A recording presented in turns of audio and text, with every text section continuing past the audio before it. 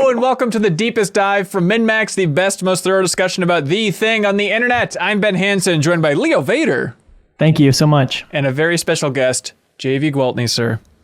Hi, everyone. And another very wonderful guest, Mike Mahardy, sir, from Vox Media.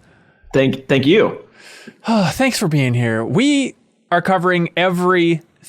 If you just stumbled across this video, thank you for finding it. This is the third and final in a series where we've covered every iteration of the story, The Thing, starting with Who Goes There, the original short story, 1951 film, 1982 film. This episode is dedicated to, ready for this one, Mike? Hold on to your sides because you're going to bust out like the things inside of it.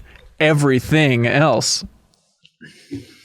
Nice. All right, if you're just listening to the audio version, you can't see everybody's heads just writhing in pain. They think it's so funny. And if you're watching the video version of this and you want to unlock the podcast version of this discussion, all other Deepest Dives, and help support the Deepest Dive format moving into the future, the next one's going to be a game, by the way, that might be on the PlayStation 5 and PlayStation 4.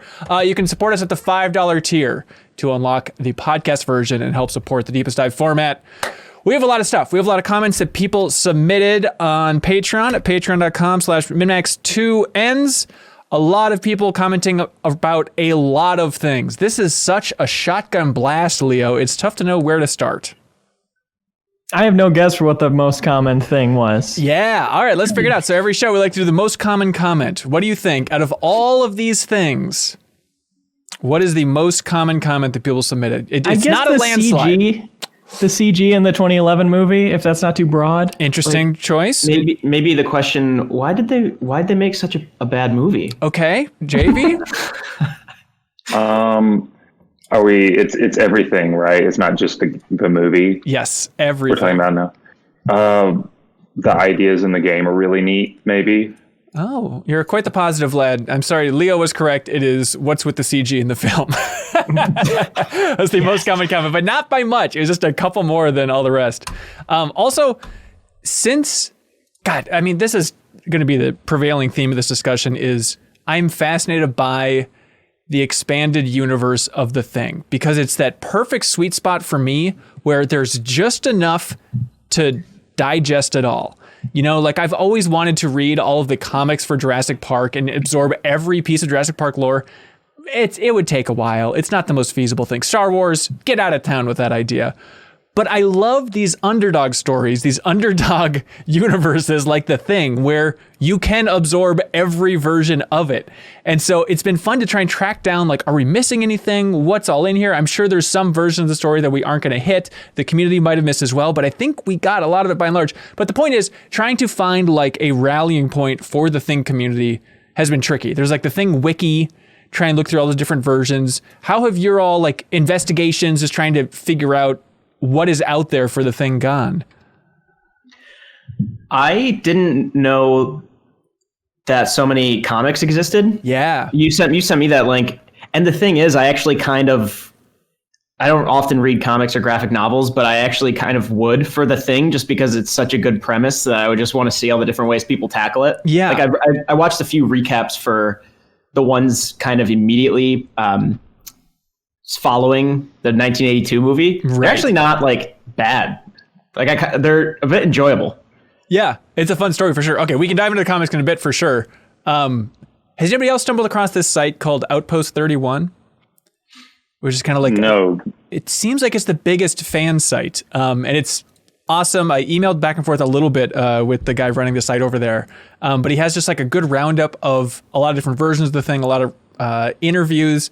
Seems like he did like a text interview with John Carpenter at some point, and like it's perfect because he's asking like these, I was going to say super fan questions, maybe they're relatively basic questions, but here is an excerpt from the Outpost 31 interview with John Carpenter where John Carpenter says, first of all, we stayed away because, you know, it's a lot of questions about what is the Thing? How does this thing work? Explain everything. So John Carpenter said, first of all, we stayed away from explaining how the Thing imitates a person. We noticed that. Secondly, I don't know if a person knows he's a thing or not. I assume so, but it brings up a complex existential question that perhaps would get in the way of a simple premise, and it's best not to ask. So from the leading Thing authority at this point, John Carpenter says not so much. And then also in that interview, the person that runs Outpost 31, the fan site, says, you mentioned to us that you believe MacReady was the thing at the end of the film. Do you have any specific ideas about how and when he was attacked? Some have speculated that he might have cheated the blood test, as we didn't see him draw any of his own blood, which is a great point that I don't think I'd thought about before. Do you agree? And John Carpenter says, I'm just bullshitting about MacReady being a thing at the end. I have no idea. Nobody does. So it seems like a nice definitive take of just like, there's no secret puzzle to unlock here, but we still love the thing, despite all that. Interesting MacReady stuff in the game. I'm looking forward to discussing that. Yeah. Leo, okay, can you just talk about like your research methods or how you went about just for this section going through all this stuff?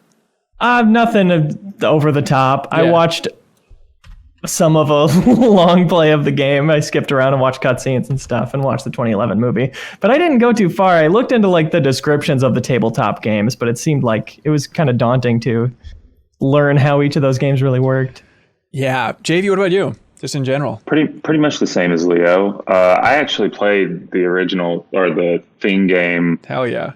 Back when it was released, I think I was like 13 or 12 or something. It was one of those games that I rented, and me and a buddy beat it in like a weekend. And like when I was that young, it was really cool. Especially because licensed tie-in games, by and large, of that era are garbage. Yeah. But that one was interesting. You know, it's not exactly, it doesn't seem like it's aged well, because I watched a lot of a Let's Play too for this, and it just doesn't seem like, oh, that doesn't seem great. But at the time, it was really cool. And I unfortunately watched the prequel movie, but we'll get into that in a bit. We can get into that. You know, since MinnMax is primarily about video games, we should probably start talking about the video game, right? You want to just jump into this sucker? Because sure. Like we talked about last time, I was trying to figure out why I got the Thing video game, because I'm not into horror games, and I didn't know about the movie until playing the game. And I looked it up. I think it's because Ryan McDonald over at GameSpot gave it an 8.4. And also, I believe it had a higher review for the PC version. And Leo, guess who wrote the PC review for the Thing for GameSpot? Bill Gates. Bill Gates, ladies and gentlemen. Eric Wolpaw, who went on to write Portal and a ton of great work at Valve. Psychonauts, obviously, so it's fun to see the weird GameSpot roots every once in a while.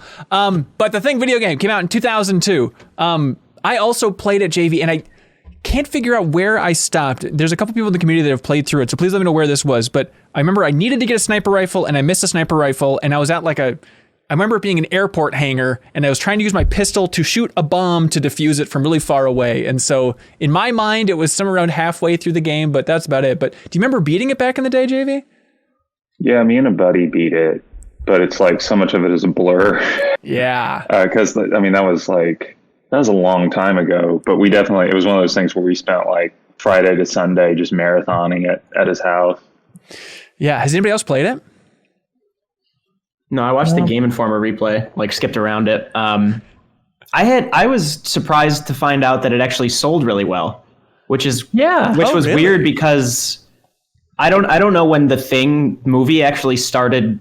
I mean, I think by 2002, the 1982 movie would probably have been, I mean, it had gotten its second wind, I think, by then. But still, like I saw they were going back through. They basically just went through Universal Studios' back catalog to see what they could maybe make into a game. They're like, oh, the Thing is good. People have been kind of liking that now. But 2002 just seems like such a weird time for this game. Sold over like 1 million copies.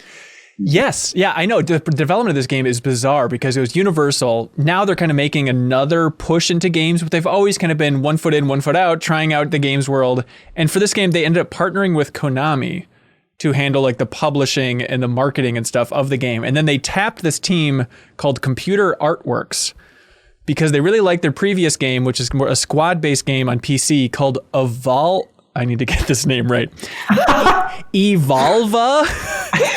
Dolores. I don't think you got it right. Oh, I really blew it. It's still on Steam and it looks insane. Like I want to stream it at some point because it is just this freaky looking Steam game where it's like it looks like a stream in and of itself where it's a squad game and a little bit like this is a very specific reference, but the Breakpoint presentation on Google Stadia where you can see the picture-in-picture of what your teammates are looking at. That's what the entire game is, except on the bottom you can see what your other NPCs are looking at, and it just goes at like 1 frame a second from their point of view. Leo, your face is a man who's just seen Evolva.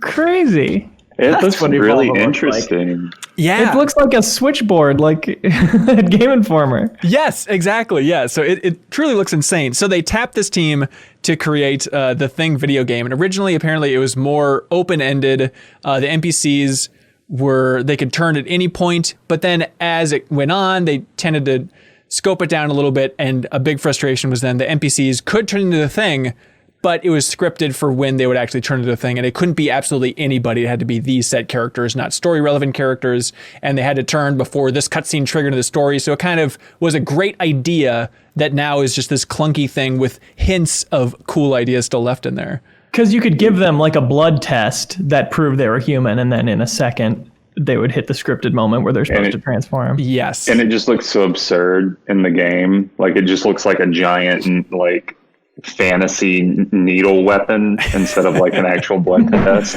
Yeah. It looks so absurd. Yeah. Thomas wrote in saying, me and my cousin loved the game as a kid. It scratched that squad mate itch in a way only the Thing and Freedom Fighters ever did. The best moment of the game was when we didn't realize the blood test kit was just a tool really for boosting courage. So squad mates wouldn't get uncomfortable with fear and uncontrollable and blow their brains out, which, when they're suicidal in the game, it's called they're cracked up. That's the game's code for they're going to kill themselves at any moment. Anyways, Thomas says, as kids, we spent most of the game backpedaling in paranoia so we could keep an eye on our squad mates. When we got the blood test kit, we were relieved and used them to make sure they weren't things. When we saw they weren't infected, we could finally look where we were going and take our eyes off them, only to find out they transformed minutes later at a predetermined point in the story, even though they were just tested. Rather than realize the game was just inconsistent in its rules, we reasoned with our tiny little simple child minds that simply didn't understand AI or game development that when we took our eyes off of our squad, that was when they must have been infected. After which, most of the game was spent in utter bare fear, distrust, and paranoia out of our squad mates and a whole lot of backpedaling and double takes. That's the Thing experience you want, Thomas. Yeah, you would always walk backwards if you were in the universe of the Thing. I never played it, like I was saying, but it's funny, looking back on it, it seems like it would have been right up my alley. Be with the NPC kind of classes, so like medics and whatnot, so to speak. But I definitely I don't even remember. I mean, I would have been 11 at the time. I don't remember what I was playing at 2002. I guess like Metal Gear Solid 2 would come out a year before, but. So you're still playing that. Yeah. I don't know. It was a weird time for it. Yeah. A lot of people were frustrated by this thing. Sean Mills wrote in saying, the video game was so much worse than I imagined it could be. The second boss in particular was soul-crushing since you had to chuck grenades at it, but half the time they bounce back at you and kill you instantly. The trust and fear systems are interesting, but they won't work since your teammates either die or turn into things at a moment's notice. I wanted to stop playing several times, but I kept getting drawn back to see just how this mess ends, and I was not disappointed. The ending is the stupidest, cheesiest thing they could possibly do, and I absolutely loved it. So... JV, did you see what happened at the end? Do you remember this sucker? Yeah, you kill the bad guy who's turned into the Thing, the bad guy is a general who basically wanted to use the Thing's power because he had lung cancer to develop a vaccine to cure his lung cancer, which, that's a pretty sympathetic plot. At least. Works. Yeah, but anyway, so he turns into a giant Thing, General Thing. You kill General Thing, stop. And you're flying away on a helicopter. Again, I do before you kill him, you try and light him on fire, and somehow he's resistant to the fire, and he's just laughing at you I'll control the things on the mainland. Yeah. Yeah. But so you get in a helicopter during the boss fight, and once the boss fight is done, the helicopter takes you away, and you find out through this very long reveal that's super cheesy and amazing in the worst way possible that the pilot is McCready. Woo! Who having survived the events of the first film. Perfect. Wow. Yeah, because Childs is dead in the game. Yeah, you find Childs, he's dead. Yeah, which I think somebody wrote in about. I forget who it was exactly. I'm sorry. Oh, okay. So Joran writes in and says, Childs is found dead in the game at the spot where he and McCready were last seen in the film, but McCready shows up flying a helicopter at the end of the game. Does this mean that McCready just ditched Childs and went off to safety on his own? It seems pretty messed up. Just waited for him to fall asleep. Yeah. Is that the idea? I wonder if they had any lore explanation. Because I remember not finishing the game. It was cooler in my mind that only Childs was there. Because then it's like, oh, what does that mean? Was MacReady the thing? And then he wandered off? Or I guess it doesn't make sense. He would have killed Childs or something there. But yeah, it turns out MacReady's just hanging around waiting to take care of you in his helicopter at the end. And God, was it this one? Oh, yeah. So then they planned the Thing 2 video game, which is cool to have a thing called the Thing 2 because the first one sold so well. And that one was going to follow the protagonist of Blake, the main character from the first Thing, and then MacReady working together through a small, snowy refinery town, apparently. And they have like a lot of, even though the game never made it into real production, it was canceled, they have a lot of great concept art that you can find online. And it's worth looking at it because it's like some of the coolest Thing monster designs I've ever seen is from the scrapped version of the Thing 2, which was happening right after. Yeah. It was the same developer? Yeah. Yep.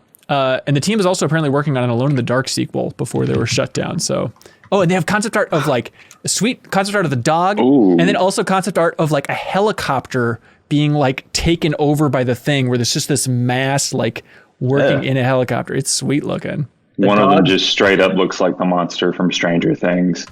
Perfect.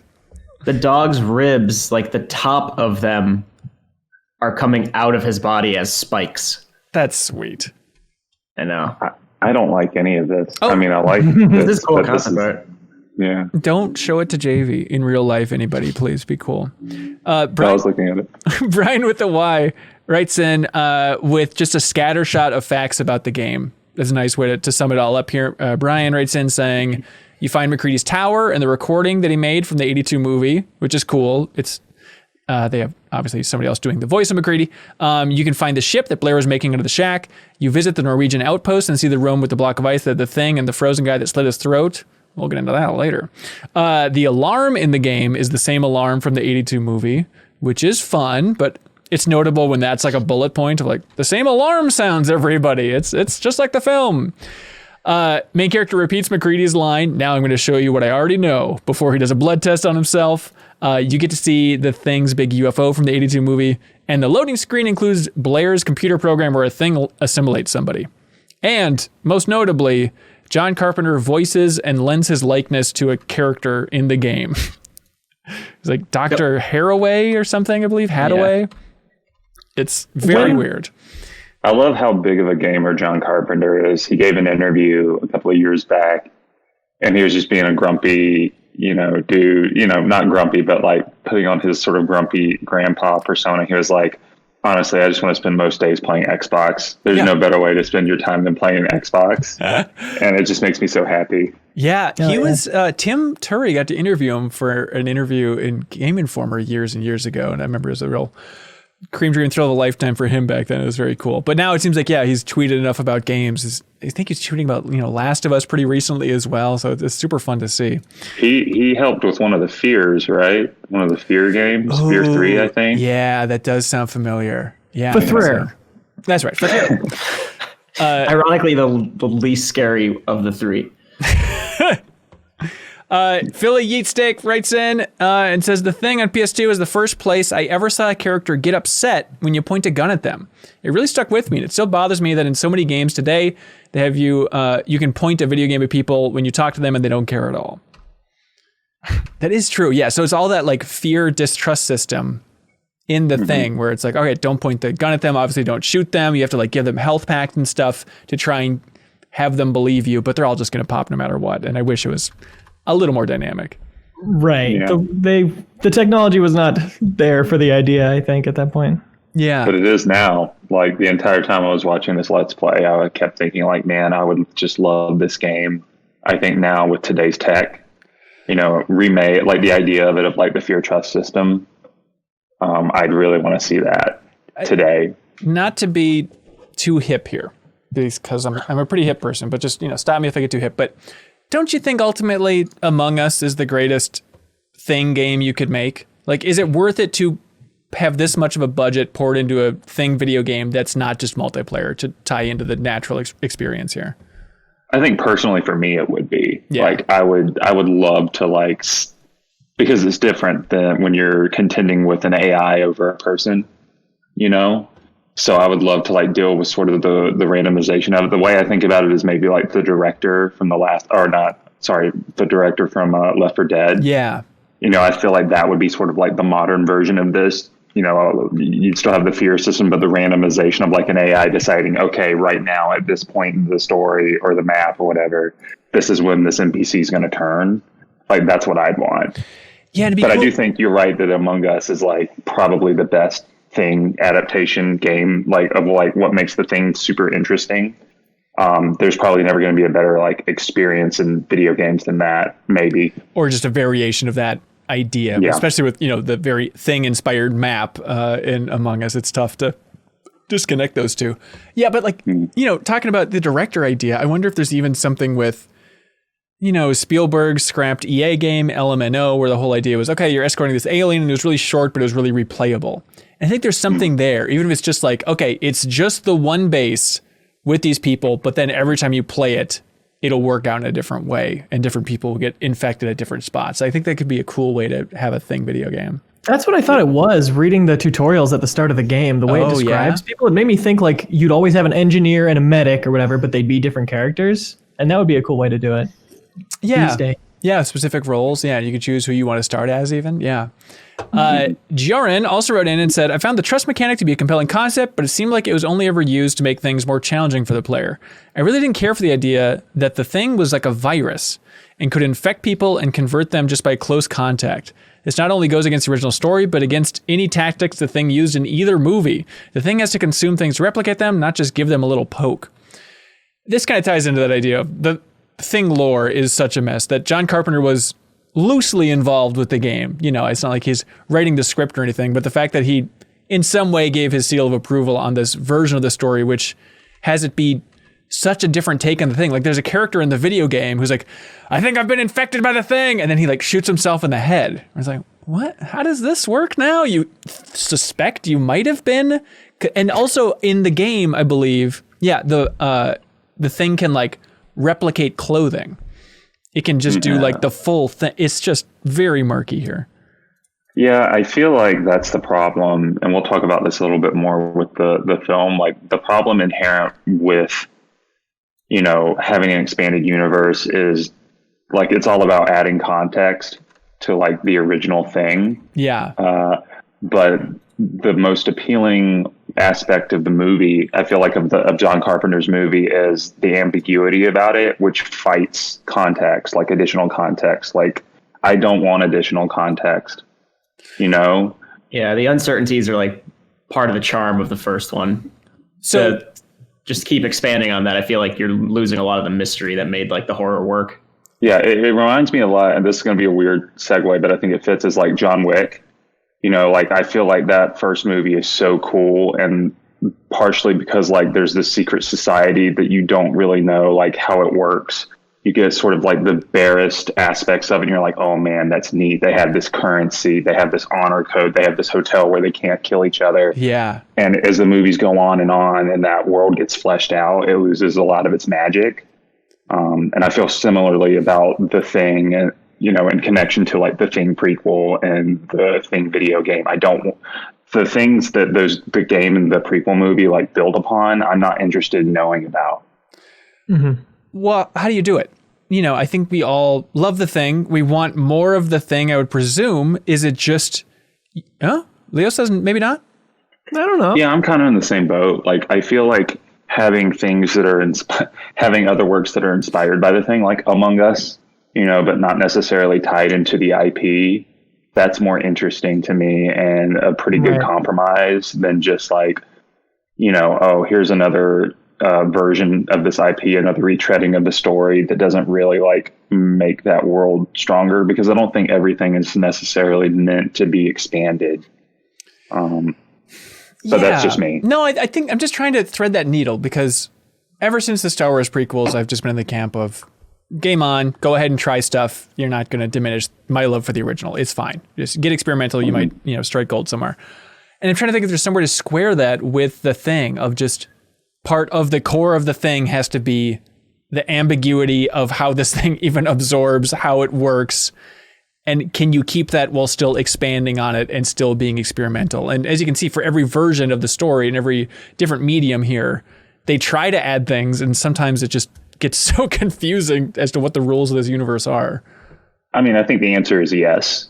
I think there is like a combination of talent and budget and, you know, storytelling where you eventually get, you know, that new installment that's really good and pays homage to the original while still being super strong.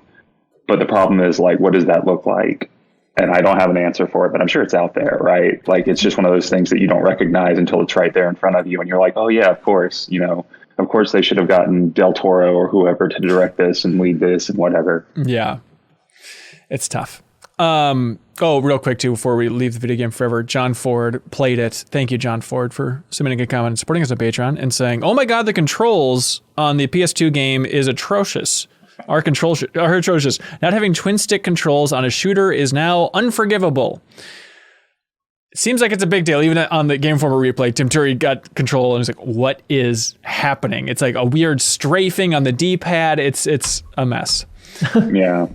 You have to go into like or you can go into first person, right, and like shoot, but you can't strafe in first person. No, you can't move at all. Oh my God. Yeah. Also, shout out to Tim and I think Ben Reeves during that Game Informer replay, where in the back half they just kept riffing on different names for stories of the Thing. And I believe Tim suggested one of them should be called One More Thing, which is a very good idea. But there are more video games than just The Thing from 2002, which is the part that I had no idea or completely forgot about. I don't know what was happening in 2011. Apparently I was checked out and I didn't see the film, so I just didn't check out any of this expanded stuff. But first of all, they released an app in 2011 called The Thing: Flamethrower.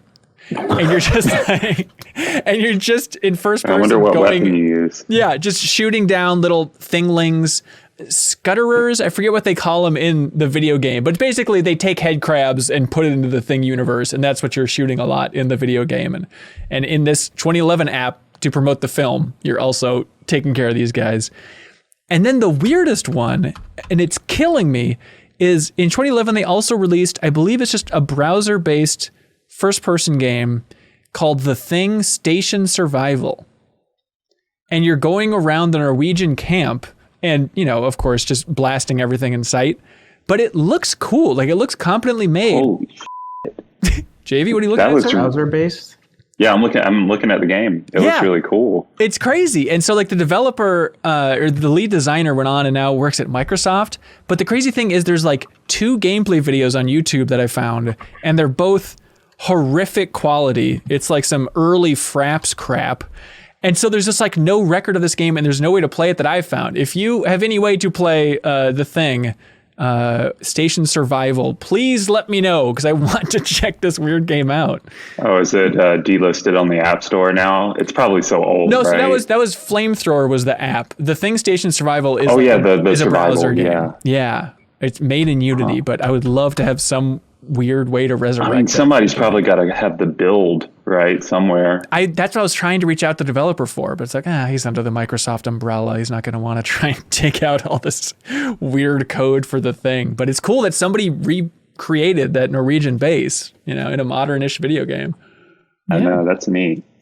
And nobody cared. Nobody remarked upon it. It's just crazy that thing could just come and go. Whatever. Kind of like the movie. Like the film. Talking about like what developers I would like to tackle it. I would like a game. Whenever I'm watching The Thing, it reminds me of Hitman, when you're like switching into a new disguise around a corner and you're trying to do it really quickly before someone rounds the corner. Now I'm like thinking about a Thing game where you play as the Thing, developed by IO. And I mean, I'm sure there's, like JV said, there's probably like any number of combinations of like pedigree you could put on it, but I definitely think the only way I would get excited about a single player Thing game is if it was from the perspective of the Thing. You said, Ben, like multiplayer works so well because you get both sides of it, or something like Avalon works so well because you get the good side or the evil bad Thing side. But if it was single player, definitely have to have like some sort of like Red Dead 2 level NPC interactions.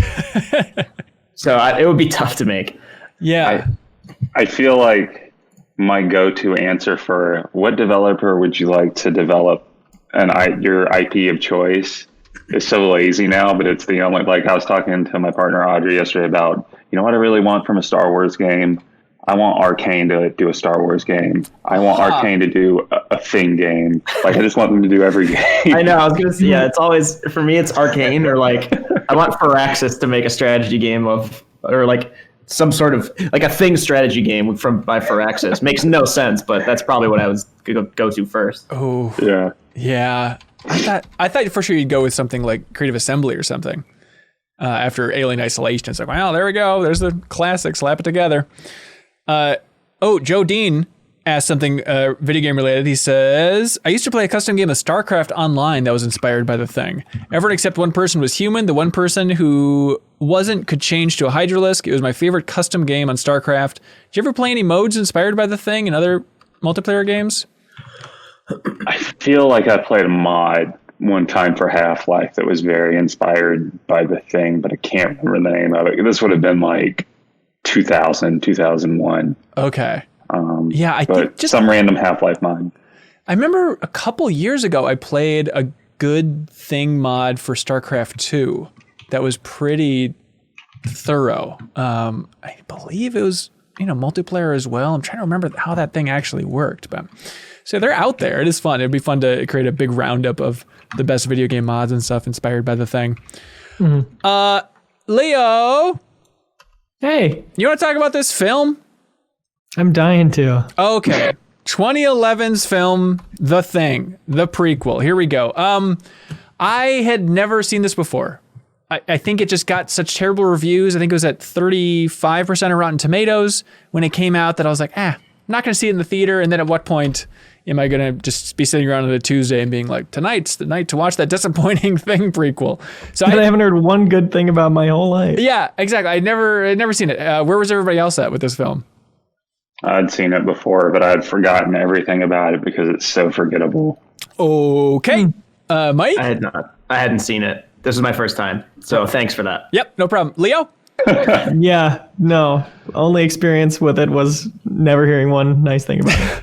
I think there are some light defenders out there. There's even a couple people in the comments that are like, it's not that bad. And I actually had a weird sensation where I was watching it I was like watching it, you guys, but like 15 minutes in, I had that wave of like, I'm kind of excited. Like, this is new Thing content. I'm kind of getting excited about this. And then by the time it ended, it was just, it was like gargling water and spitting it out. It's just like zero thoughts, strong feelings about this sucker. I will say there are cool aspects about it that we can talk about. Yeah. I think there are things in the movie, because in all movies, I think there's some redeemable qualities in most movies. And I think there are cool things here that the movie brings to the table for The Thing, but it doesn't really like build on them, but they are cool moments. Yeah. All right. Well, let's start it out with this classic bit, which the community is dying for. Everybody watching us live with the Backstage Pass, they're all chanting. Mike, pop quiz, name all the characters from the 2011 film. God. Well, like, I could probably get a few, but right off the bat, that was my main thing. It's like, I don't know or care who any of these people are. Compared to the 1982, I'm like, most of us could name every character now. But, all right. Lars. Oh, great. Jonas. I think Jonas was, what's his name from Game of Thrones, right? Tormund? Or Torbjorn or whatever. Yeah. Tormund, yeah. Kate. Great. Pull.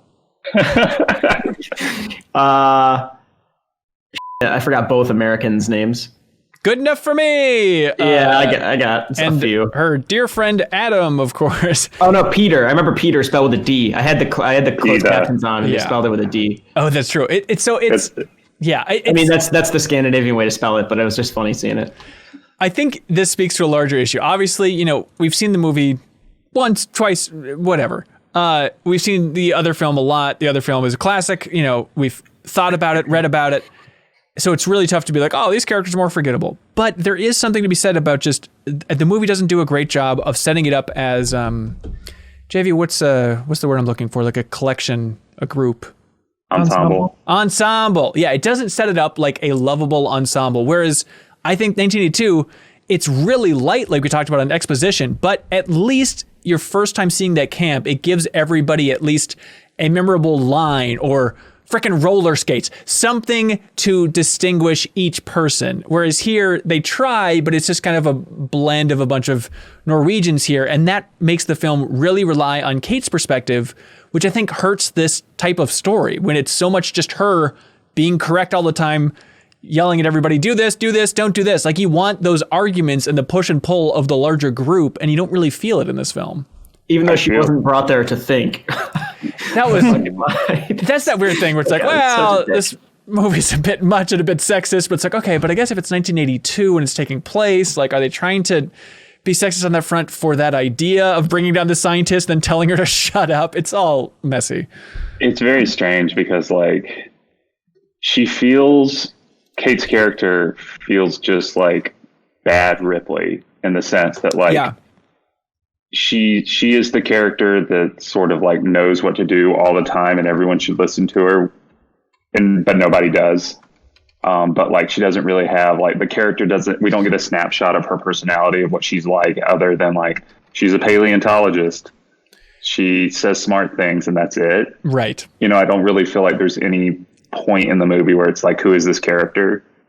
And like, even in the 1982, I feel like every character that you were talking about, Ben, everyone gets a snapshot of like, oh, this is who this character is. You know, like, they get one thing that really defines them, you know, at least. Yeah. Down to like even like the most forgettable, like, what are they? Scientists? They're not all scientists, but, you know, like base people. Like, even the most forgettable ones, like they have a quirk or a personality that makes them charming or memorable in some aspect, but nobody, including Kate in the prequel, gets that. Which made it like later in the movie, it was kind of like, wait, who's still alive? Who just died? What was their thing? White dude number 4.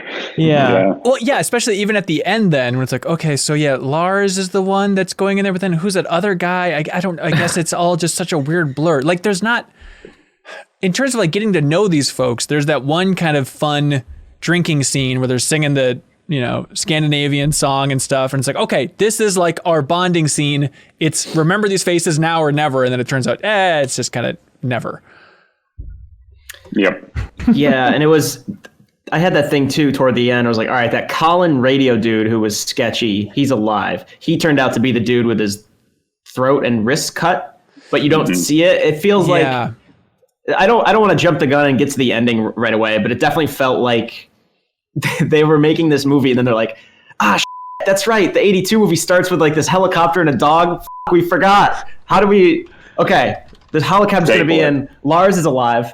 But then, it's like, okay, we need someone in a chair whose wrists and throat are cut. It just felt, I mean, there's a lot of problems with that movie, but I remember thinking, I was like, I forgot that Lars was the only one who didn't understand English, which became was a pretty big deal later in the movie. But for a while, I was like, why is he, like, when he got out of the truck and he like kind of secretly showed Kate the grenades, like Chekhov's grenade scene. It was like, why is he not talking? I was like, oh, right, that's the guy that I forgot doesn't speak English. Yes. I love, Mike, that you said Chekhov's grenade. I wrote that as a note. It's like the most ham-fisted to have some character literally be like, psst, psst, come over here. Look at this. Remember this part here. It's insane. Why was it secret that there are grenades there? Like, why couldn't anybody else know? Also, why do they have thermite grenades on a scientific base? It's a huge case of them. And the fact that she went with him is insane because she had just gone alone somewhere with somebody who turned out to be the thing. And then the next scene is somebody going like, psst, come into this dark corner. She's like, all right, march over here and check out these grenades. Mike, can I make you real mad for a second? Sure. They actually filmed the scene where Colin kills himself and removed it from the movie, and it's a deleted scene on the DVD. Oh, really? Interesting. So he did cut his own throat? Yes. Who does that once? I mean, no, I don't know. That's odd to me that, I don't know. Never mind. Dude, I don't know. I'm with you. I feel better that it's a deleted scene because, like, of all the things this movie could answer by being a prequel, that was the most like confusing thing in that base. I was like, here to find out what happened to that guy, and then it's off screen. It's so funny, Leo, that last week you're like, wow, we'll figure out what happened to him next week. It's like, oh, all right, I can look forward to this. And it's just like one shot after this, the same shot that's in the 82 film. It's like, damn it, you guys. Yeah, the frozen blood and everything. I was like, okay, well, I got nothing out of that. Yeah, like, it feels like, honestly, I feel like most prequel movies aren't great outside of, maybe The Godfather Part 2, you could argue, is at least half a prequel. Yeah. So my bar for them is pretty low, but I think my biggest frustration is that none of the context that this prequel adds is needed or worthwhile of the hour and a half that I spent watching this movie. It's just like, I don't care about any of these. I don't care about any of this. It's all very boring because it can't decide if it's retreading like the original movie. Well, or if it's trying to do something new. Yes, it feels like. Matthew Wokes wrote in and said, "Is it just me, or does the 2011 prequel have a Force Awakens vibe to it? I enjoyed it, but is it really? It really copies the thing from 1982 beat for beat, like Force Awakens did for A New Hope. It is in that vein of it's in the continuity, but at the same time, it allows it to be a remake of sorts, which I think is kind of a clever idea." But it doesn't work out, I think. Yeah. Sorry, Leo, I feel like you're going to jump in with something. Maybe in 2011 it was a clever idea. It felt like it's beat for beat. I knew it was going to happen, whether it was because it was so much like the original or because we knew where things ended up in the original, which made it, that doesn't make something impossible to watch, but if they're not adding much else, it gets kind of slow. I was excited by them going to the spaceship. That was like goofy and easily... I didn't know whether they would, screw it up or not, but I was like, okay, show me something that I didn't expect to see in this movie, please. Yeah, and it's a spaceship, not just a UFO, like a personalized UFO that they find in the other stories. It's a huge, it's got like these 6 reactors that Kate's like looking up at. It's like, Jesus, they went all out with this thing. It is elaborate. And it made me think of like, oh, that's right. It's funny to think of John Carpenter in the interviews being like, we didn't know how to end the 1982 thing. Like, what the hell are you supposed to do? And so I saw this, and I was like, it's silly and over the top, but like, if you have to end your film some way, I guess you're right there. It makes sense to actually show the UFO. Although it has the thing, which I don't like, and it's, Jurassic Park's my favorite film, but it kind of applies to Jurassic Park as well, where I don't like it in a film that's about a certain thing is the threat, when they make something else the threat for one scene. Like in Jurassic Park, it's the car scene where it's coming down on, Tim and Alan Grant, where it's like, who's scared of a car? There's dinosaurs around. I don't need this action sequence of the car. And in this one, it reminded me of like, we see the UFO, and then we're running across the UFO as it's like opening. Like, I don't need this platforming sequence. You're in a movie with the thing. Like, that should be the threat here, not metal is moving underneath you. It's so silly. What did you guys think about Sandra Thing's face? Because it was the most ludicrous bit in that whole movie for me. Like before the CGI. Oh God, yeah. It looked like the guy in the first Halo. It does. Wait, are you talking about the one at the end in the spaceship? Yeah, Sandra Thing. Yeah, with the face. The thing that made me laugh so much is the first scene where it's like, and it comes out. It's the funniest thing because it's the fucking thing, but when it comes out, it has like an angry look on its face, and she's like, like the idea that the thing would like, it'll really scare her if this guy's face on top of this abomination looks angry. It's just the silliest idea. I also like, just in general, there's so much. 1982 movie has almost no fat at all. It's just so streamlined and such a sleek movie. Whereas there's so many scenes that I'm like, they didn't know what they were doing with this. Like the one that stuck out to me, I went back and I timed it. It's an 18-second scene, and Kate it's at night. It's her first night at the station. Yeah, and she goes up to the window and accidentally wakes up Juliet. I like that scene. That scene is so... she's like, oh, I'm sorry, I didn't mean to wake you. And Juliet goes, no, it's okay. And then they linger on Juliet as if she has another line, but that's all she said. And then Kate looks up at the stars. She's like, I'll never look at them the same way again. And then it ends.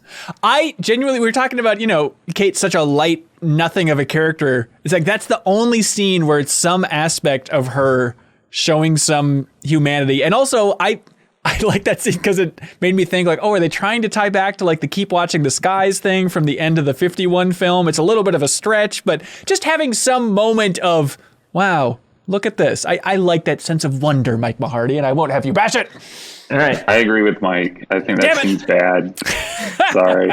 It just felt like oh, cool. Juliet. I mean, maybe they'll get something out of Juliet here. And then she goes back to sleep. Like, I was like, why did she need to wake her up? What's the point of that? Yeah, I don't know. They needed some I feel more like interpersonal. This prequel would have been like so much better if it was like one of those horror shows at the time when AMC was really getting into that vibe of just like, we're going to try some wild stuff with like The Walking Dead. Or, what's the other one? Mike, we were talking about it a couple of weeks ago, The Terror. Yeah. Like that sort of vibe of like, here is a season-long exploration of like, that story of them on the base. And so you have time to like learn these characters and like really like get a sense of who they are, turn that, because I think that would make itself more interesting than like, just this movie that's sort of spending most of the time retreading the footsteps of the original film. Like you have, like just by format alone, it's different and can do things differently and explore, different concepts about different avenues through that same sort of paranoia. You can do really interesting things with that in the television show that I don't think, having this movie, having the format of it being a movie did it any favors. Yeah, because you want to soak in that paranoia. I mean, that is the experience that we want here, spread across these different mediums. And this movie, I think, is the worst example of that over any variation of the thing. The only scene where you really get to soak in it, I think, is the testing scene, which I think is cool. Oh, JB disagrees, but I think the idea is cool. Yes. But the idea is cool. Okay, so should we talk about this testing thing here?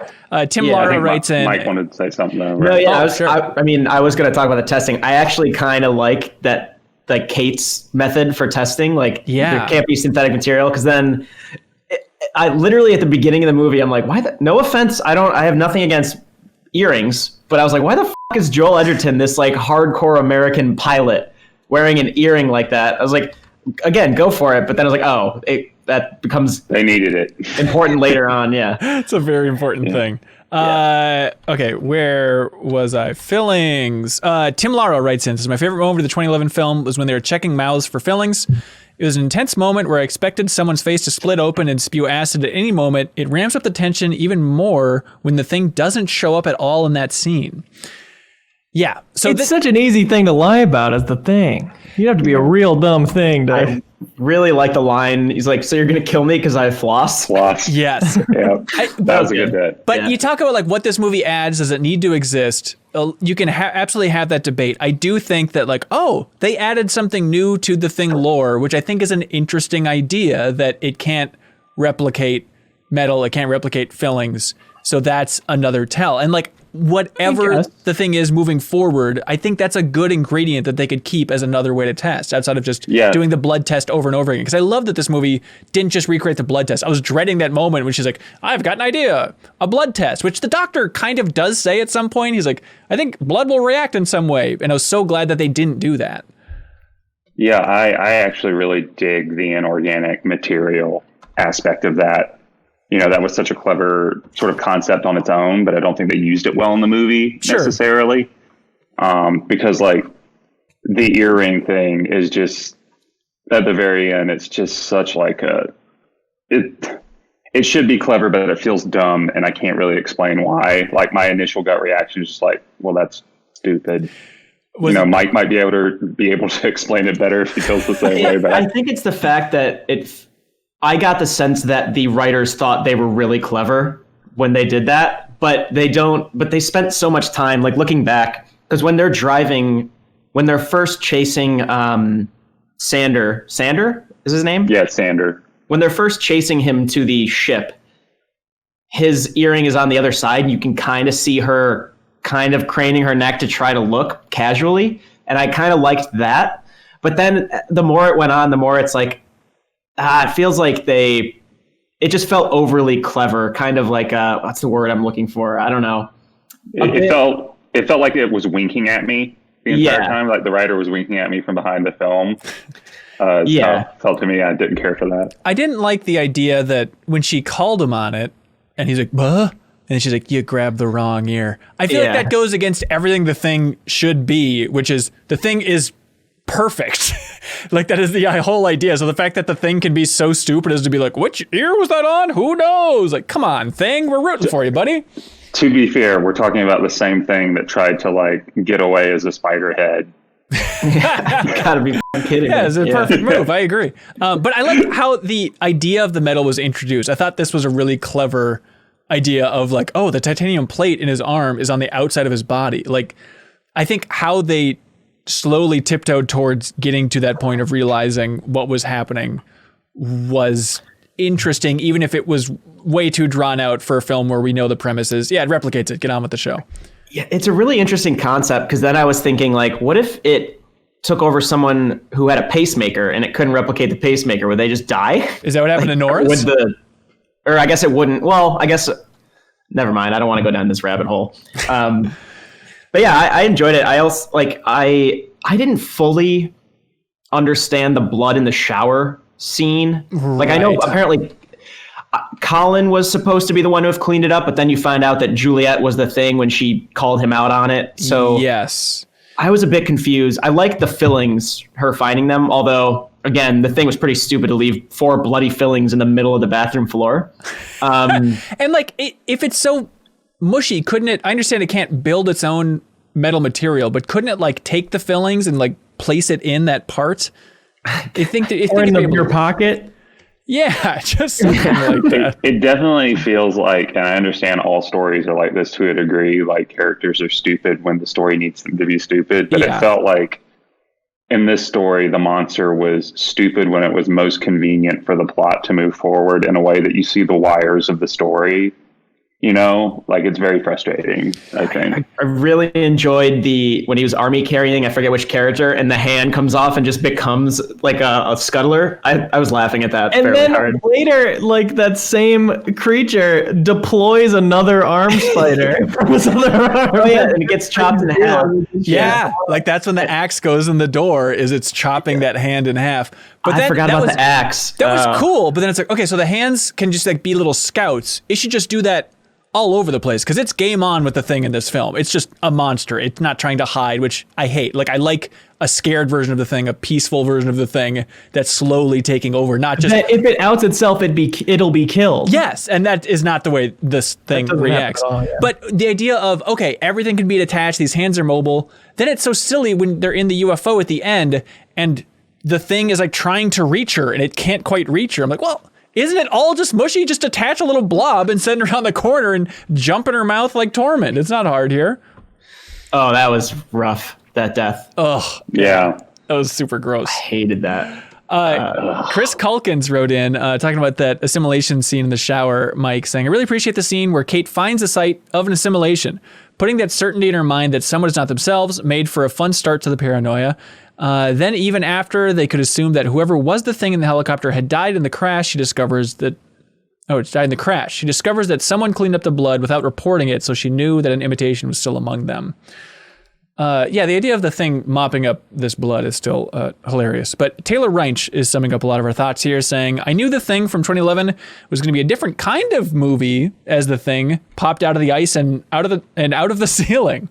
Oh. Okay. There's more to Taylor's comment, but that scene, I was just flabbergasted about. That is the dumbest way they could have done that. The idea that, okay, it was chiseled out of the ice in the original film. We see that, but no, in this one, it leaps out of it. It's so stupid. I was literally like, what's the tension here? When he's staring at it up close, like, what's supposed to happen? It's not going to burst out of the ice. And then it literally does 10 seconds later. That said, I think the biggest jump scare in the movie was when he was looking at it and the guy goes, boo! Like, that really got me, actually, more than the actual my jump. girlfriend asked me to take a note that she did not like the boo part. Oh, okay. That was Peter. Noted. Yeah, thank you for your feedback. And then he's just laughing for like 10 seconds straight while this dude's having a heart attack.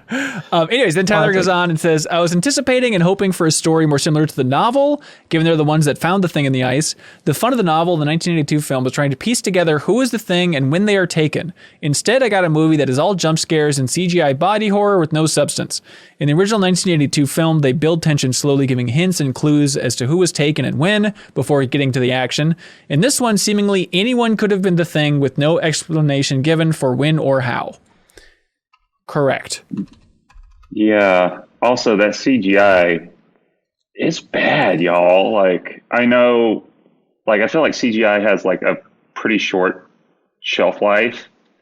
And this is 2011, but it all just looks so bad. Yeah. The one time I really noticed it, I mean, I've noticed it a lot, but the time that really was painful was, and this is a weird kill, but it was the dude who played, it was her friend, the one who played young Lloyd in Dumb and Dumber. Yeah. When it nuzzled his face with his cheek and then started like Neo mirroring from the Matrix onto him. That was bad looking, but also the weirdest way to kill him. Like it previously, like 2 seconds before, had just shot its tentacle through like two people's torsos. Yeah. And then now it's coming up on him and like hugging him to absorb him. I was like, why is this more efficient?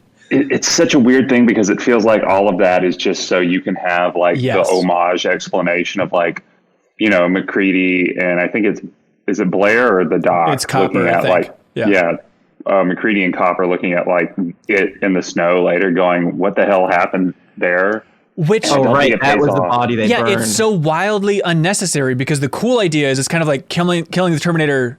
In T2, where it's like as it's dying, it's transforming, and that's what I certainly imagined was happening with that corpse from the 1982 film. And to overthink it to the fact that, oh no, this thing needs to have the two heads, so it needs to be a two-headed monster, so it has to rub its cheek against another face to become the two-headed monster and then run around the kitchen for a while as an identifiable two-headed monster is such a weird path to get to that endpoint. It's like the least scariest monster I think I've ever seen in an R-rated movie. Like, it's just like, this doesn't do anything for me. It's just weird. It's not scary. And it's at every point, it was like, should be so disgusting what's happening on screen. Like the guy's face falling apart and things. It's like, this should be grossing me out. And I feel nothing about it because it's like the CGI is so sanitized. It's so weird compared to like it felt like the foam in the original, or I keep calling it the original movie, but the Carpenter movie makes everything feel like more visceral and just pus and stuff coming out. Like it actually looks like a gaping wound. And in here, it's just bad computer generated graphics. Yeah, Aaron Waltz writes in and says, I happen to love the 2011 Thing prequel. So shut up, y'all. No. He says, I understand the hate for the horrible CGI, though. However, it's not the fault of the movie. There was a large amount of practical effects work done for the film, and you can look it up on YouTube. In reality, nearly all of the film had practical effects. But what happened was a couple of months before the release of the film, one of the producers said it looked, quote, like some 80s film, and required CGI to go over the practical effects. And the best part is the practical effects company didn't find out until the premiere of the film.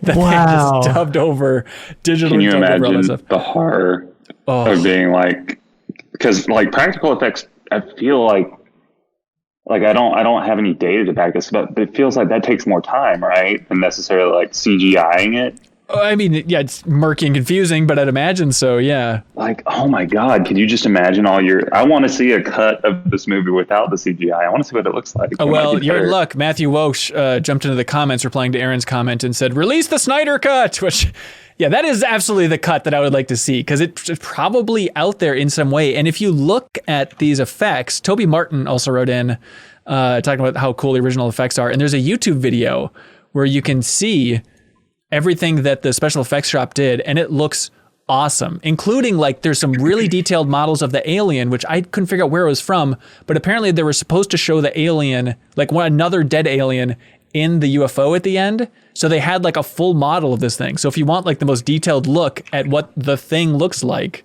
you can find it in the special effects reel. And I love that attitude of the special effects house, just being like, oh, you cut it out of the movie? And then in 2017, they're like, we just uploaded the full thing to YouTube. Here's everything we made, which is so cool. Yeah, I think this movie would have so much more goodwill for me if they had done the practical effects. Like it would have appeared to have loved the original movie a lot more than it appears to now. Yeah. Yeah, it wouldn't fix the narrative issues for me, and there are a lot of them. It wouldn't fix the lack of characterization, but just having something that like visually looks more like the Carpenter film would more fun to look at. Yeah.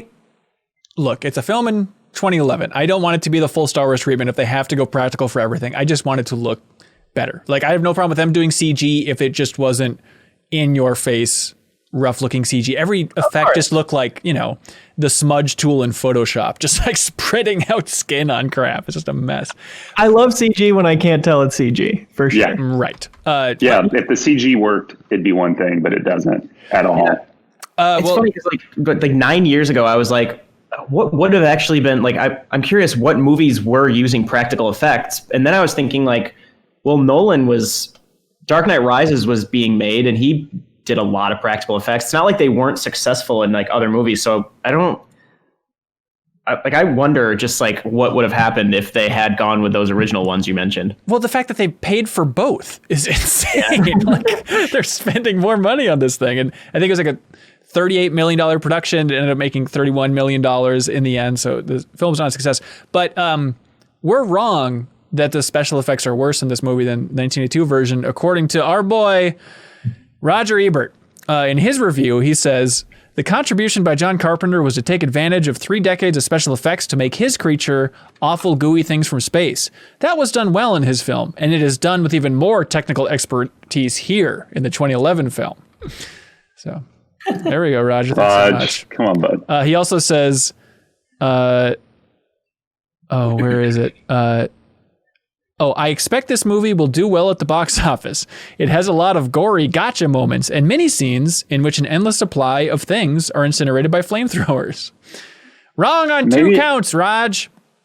Maybe it's just because I'm desensitized to like gory things, but this movie did not feel that gory to me. Like, I know there's some gore in it, but yeah, compared to the original or to the Carpenter film and like most films of that period, this does not feel gory. Nothing was as gross as them cutting their thumbs in the 1982 movie. It's true. It's true. Yeah. People were weirded out by the face stuff. Hurley 13 Tank writes in and says, the meaning of the phrase cheek to cheek has forever changed in my mind.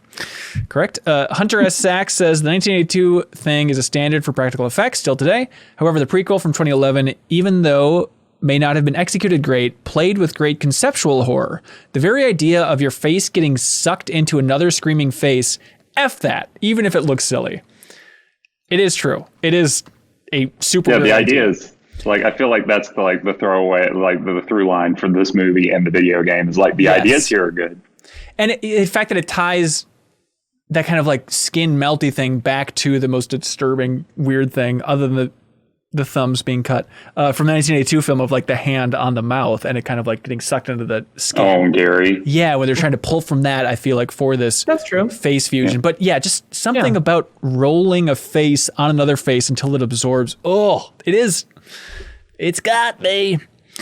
Let's see. Other big beats.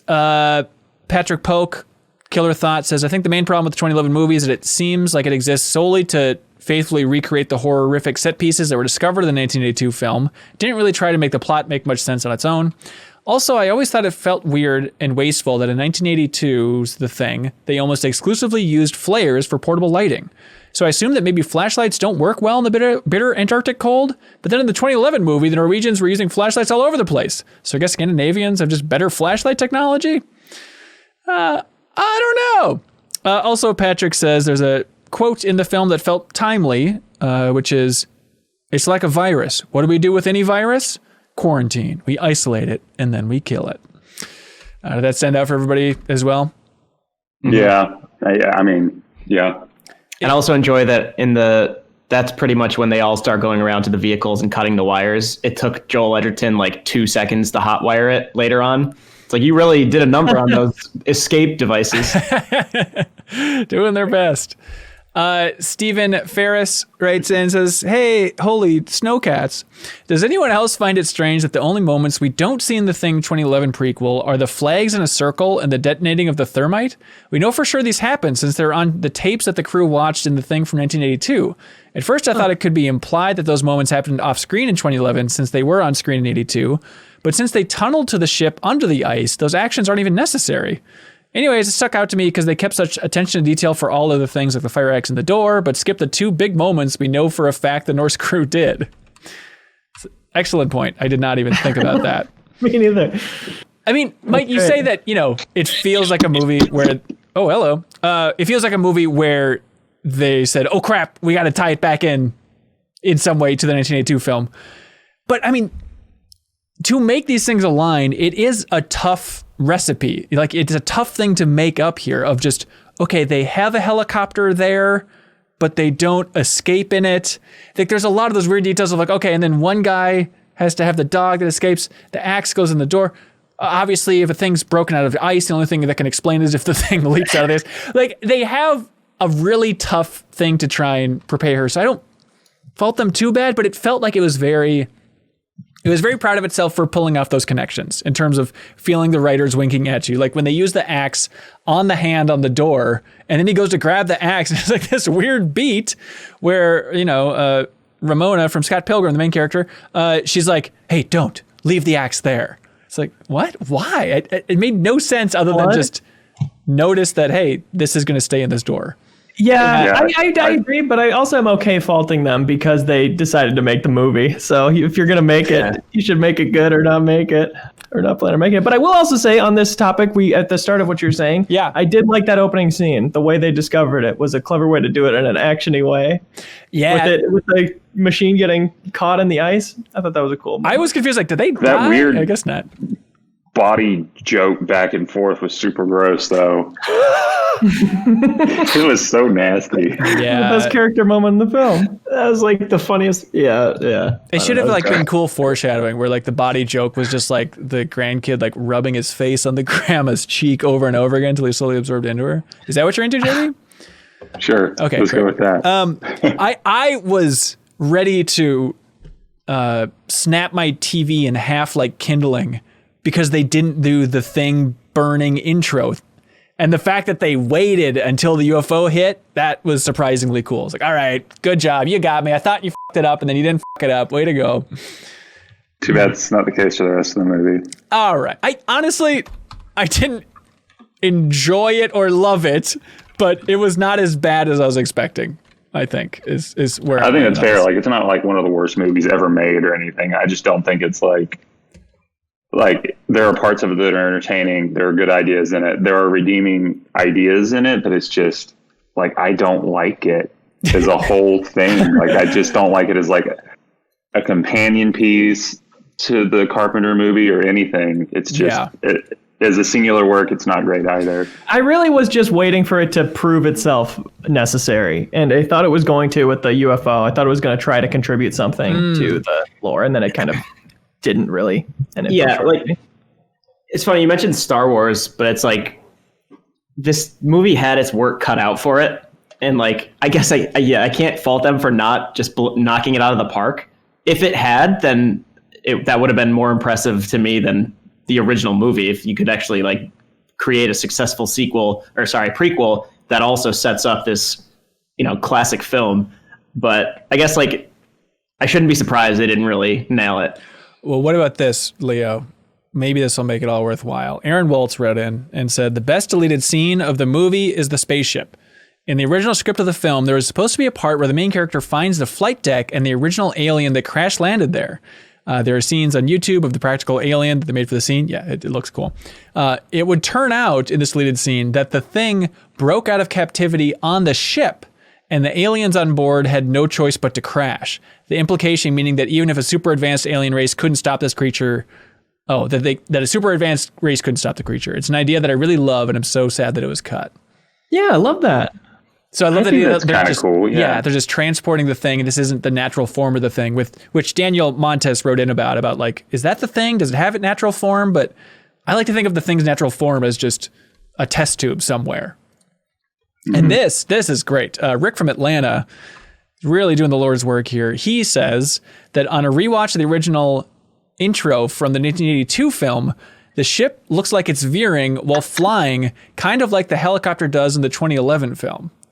As if something on board is f***ing it up. Yes, exactly. Yeah. So that's a cool idea. There we go. All right. I like that. That adds another layer of terror. It's like, yeah, even this. I mean, this thing is a badass no matter what planet it's on or who it's fighting. Like, we should be afraid of it. It's a universal threat. Yeah, there's nobody that can help us. We have to take care of it. Yeah. And yeah. I always imagined, I think before I read this comment, they're like, oh, maybe it just transformed into the thing that we know, roughly, the original creature, because that was like the best form it had at adapting to the cold or something like that. But no, it just was sticking with that thing that it absorbed last in the ship because it didn't have that much time to overthink it.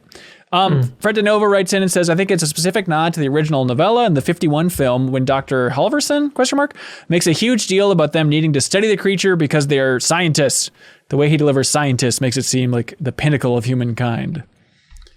It is a little bit like the original Doctor. I thought they're going to lean more into that about just him being like, no, please don't. I mean, he ultimately becomes the thing, so I guess he does feel that later on. But yeah, he has that line where he's like, fascinating. And everyone looks at him. Like that. And he's like, it is fascinating. Well, honestly, come on.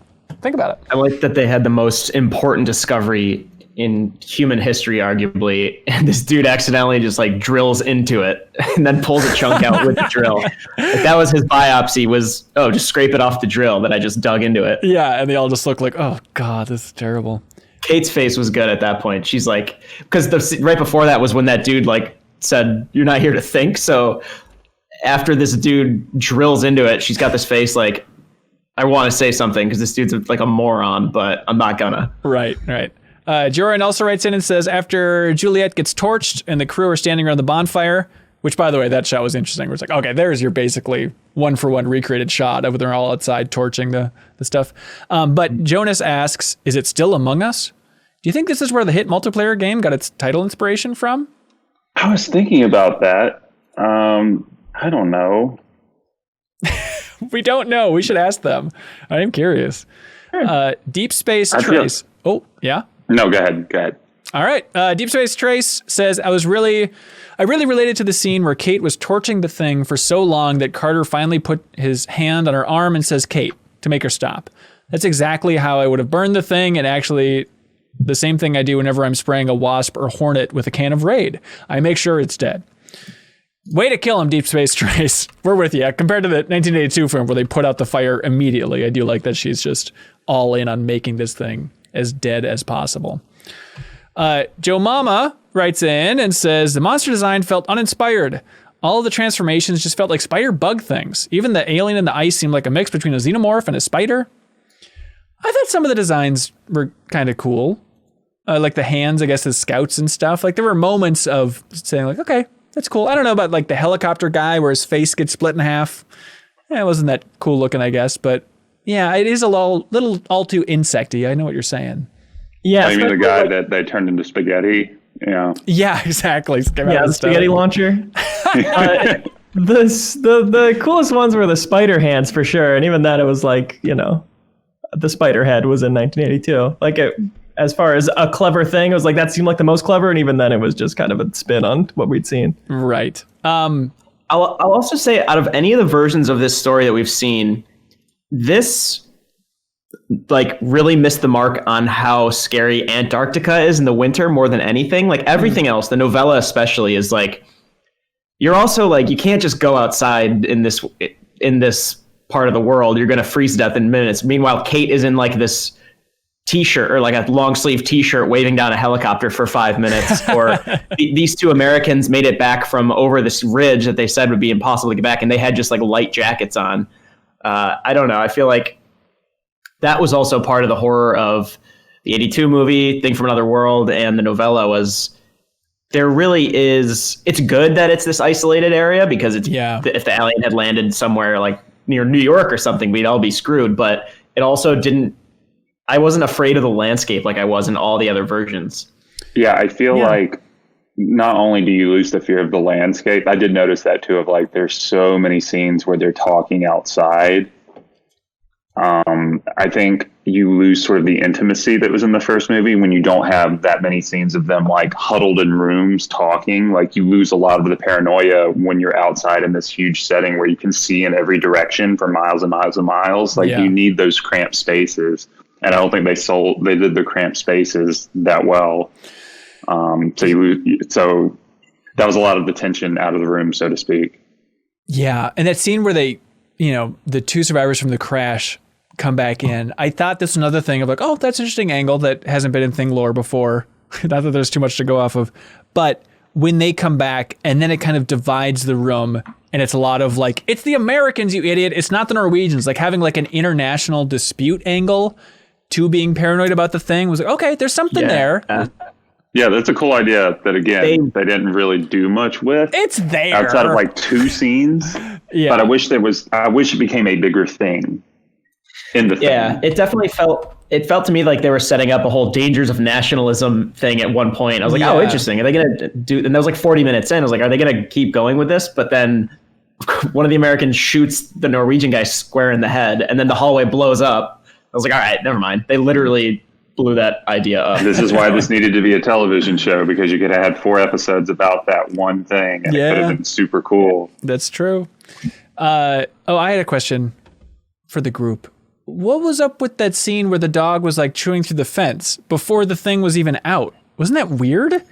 Like, yeah, I guess what they were trying to communicate was the dog sensed the thing was here and that there was something wrong with it and was trying to escape. But that wasn't... the chewing on the fence was a callback to the original, but if it didn't, the logic doesn't make sense. No.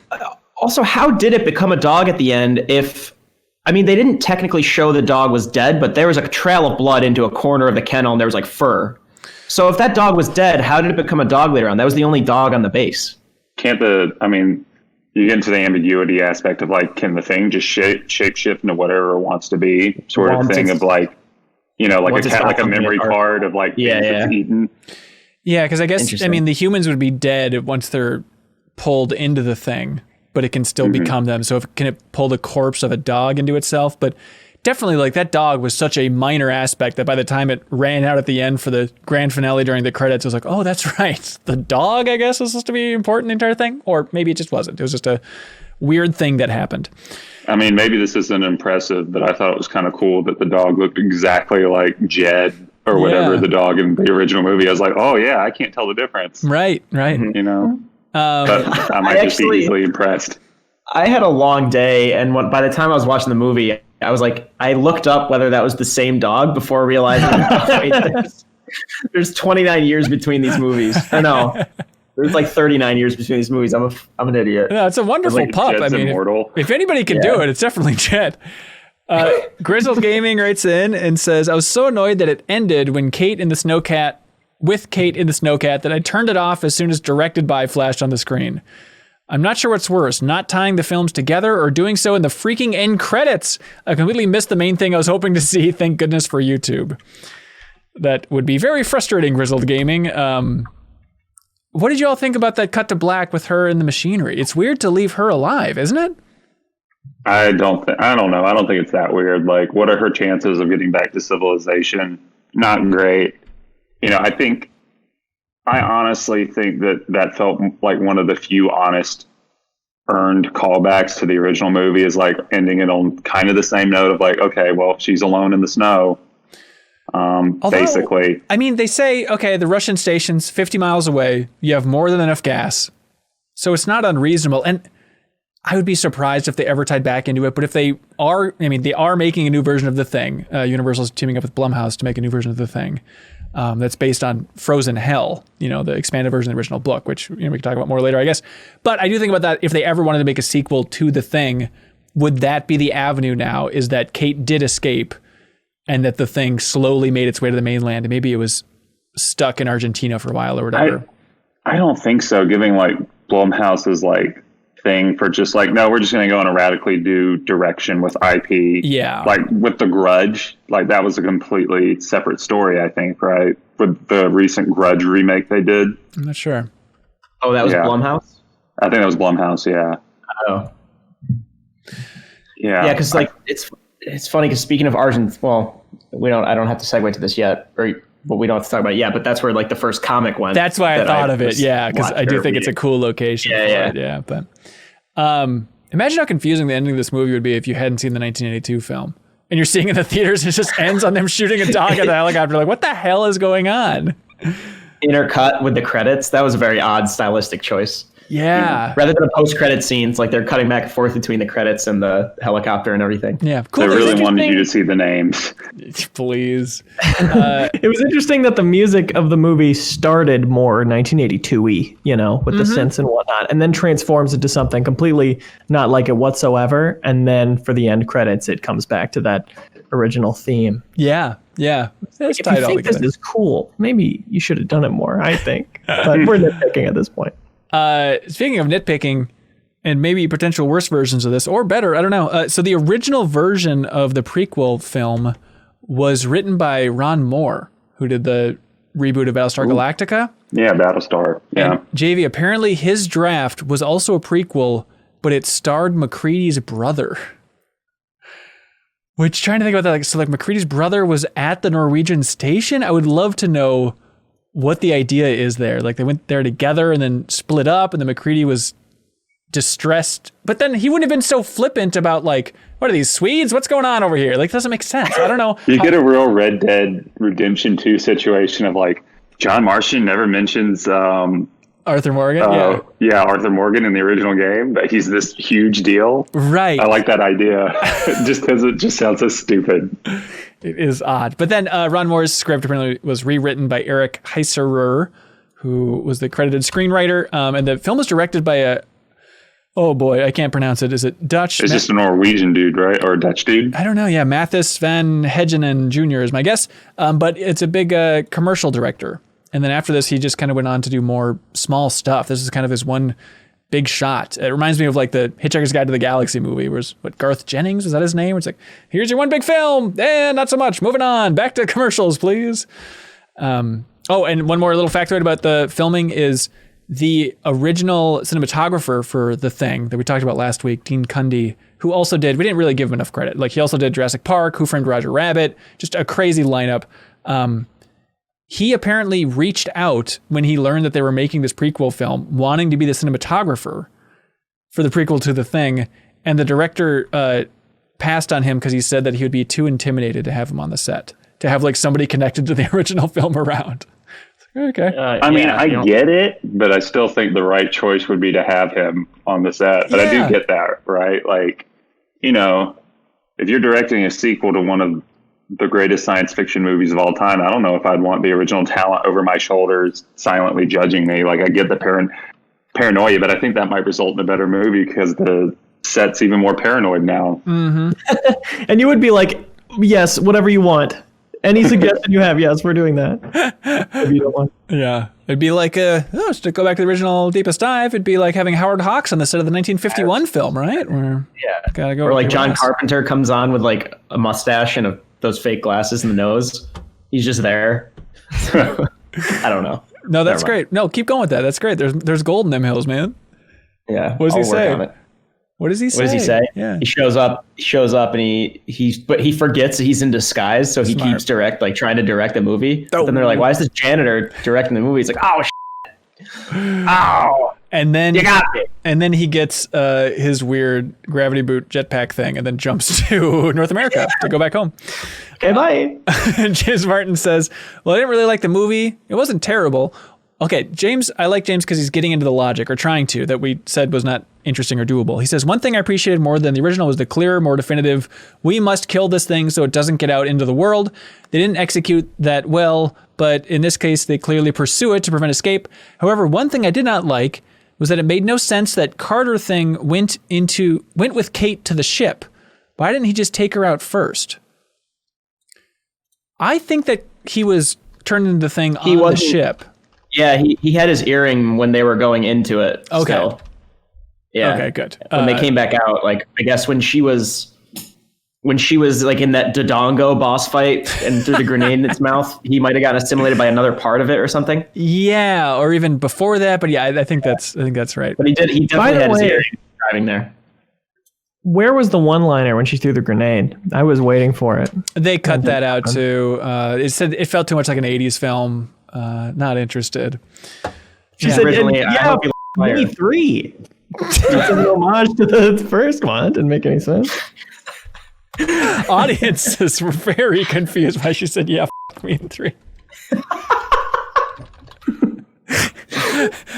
Okay, other things I liked about this film. I do like, even though I don't like how aggressive the thing is and the fact that he's just a monster. I mean, when he's the two-face thing in that kitchen scene, it's basically the kitchen scene from Jurassic Park. It's just so silly. But I did like seeing a fast thing, which we don't really see in any other version. Like, I like when it's just like the tentacle coming out and then it's like jumping and stabbing around the room. I think that's sweet, and we haven't seen that really because everything's been so practical.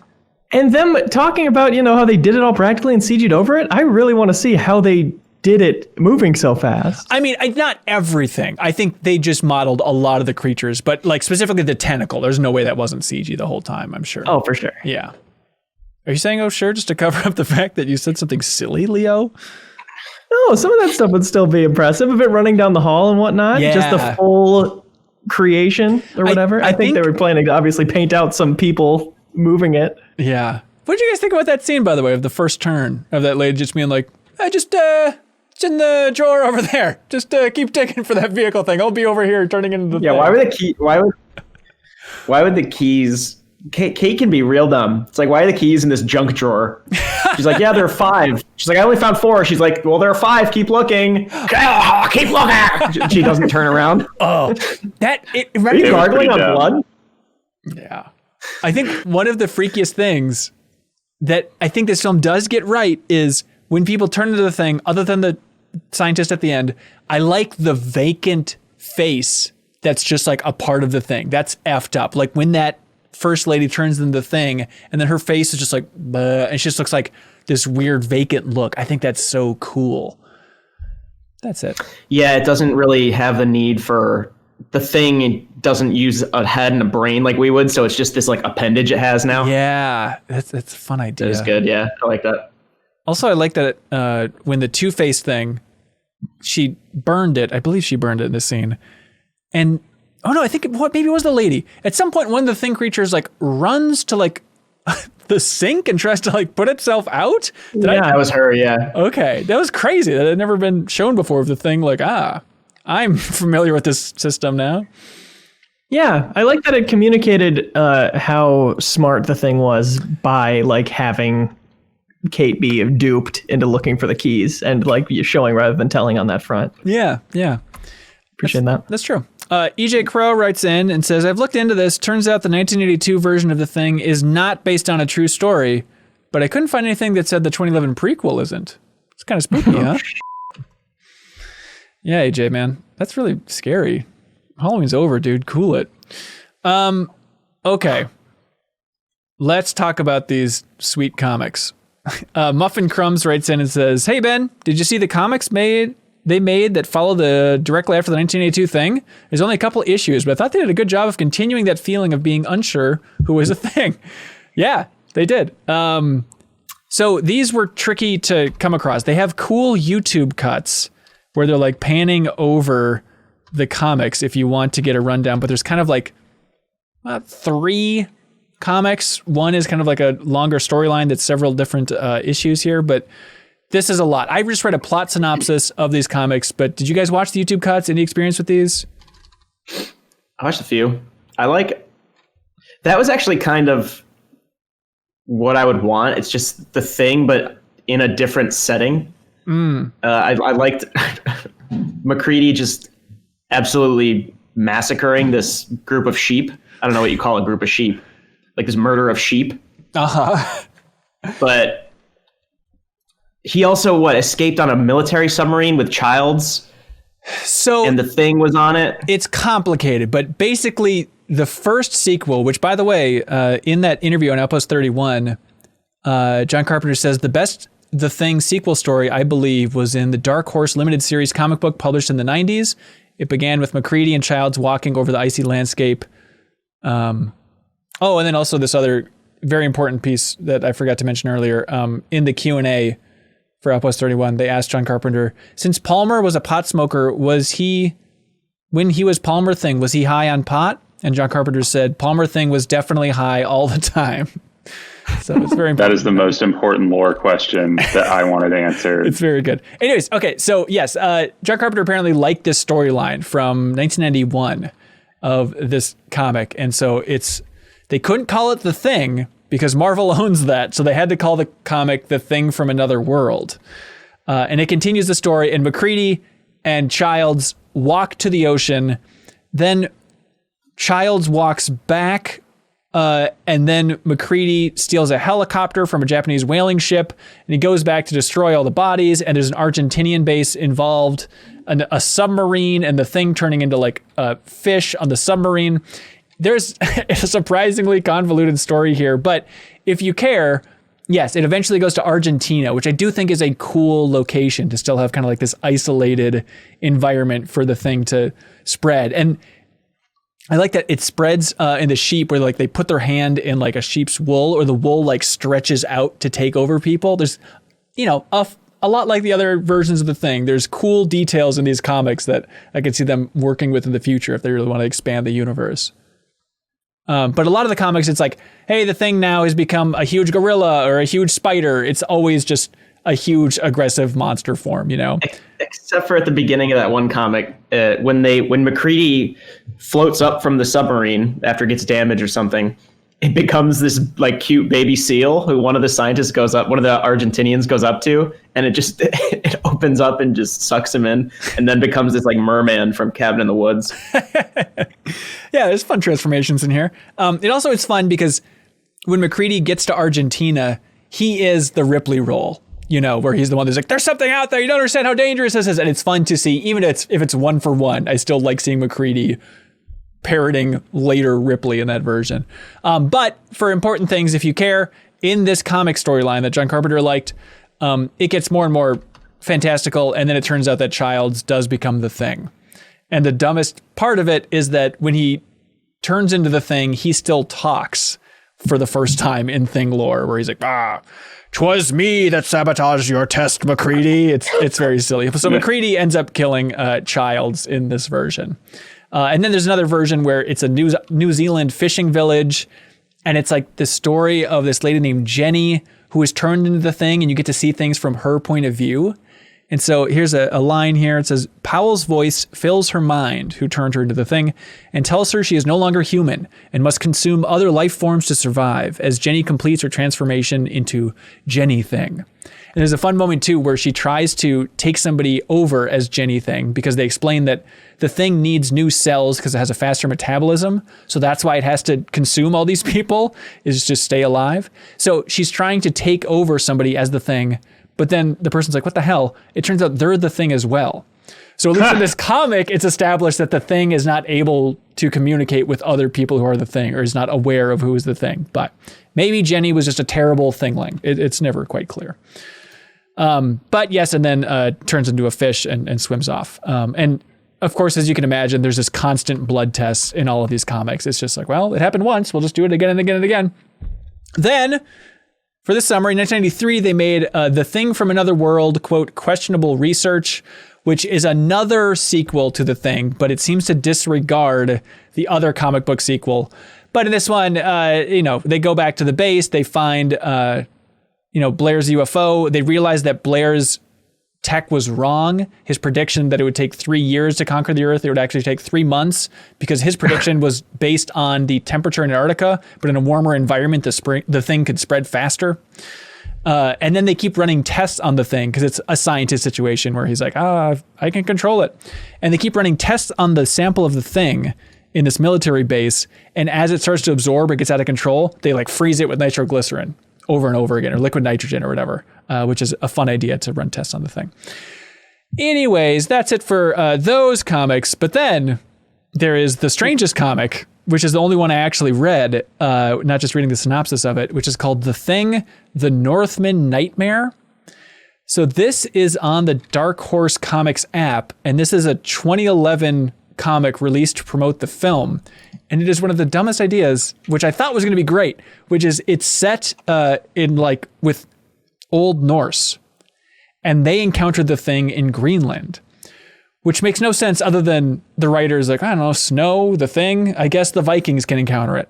And I thought it was going to be cool, like they would think that it's Loki doing tricks, they were tying the mythology in some way, but it's just a very silly story where they go to an abandoned village and the Vikings are confused, and there's a bunch of women there who are very like, ooh, aren't we evil? Then it turns out they're the Thing, and they all get eaten. The end.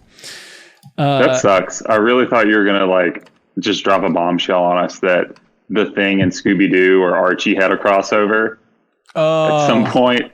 That would have been fantastic. Because I feel like Scooby-Doo has crossed over with so many like mature rated like IPs in the comic books. It's very weird. Yeah, like the WWE, the most mature storyline. Oh yes, absolutely. Cree McGee writes in, McGee, and says, this isn't technically on your list of approved texts, but I'm known in the Discord as the rebellious cohort.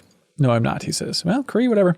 The Things by Peter Watts is an awesome, if non-canon, look into the perspective of the Thing. One cool thing that it explains is that the Thing put the statistics into the computer about the entire world population being infected within 2,700 hours. I never thought about it, but why the hell would a Commodore 64 be able to compute the infection rate of the whole Earth anyway? It's an interesting idea. What was its motivation for that? To get everybody to freak out? Probably. I guess it. Get Blair to freak out? Yeah.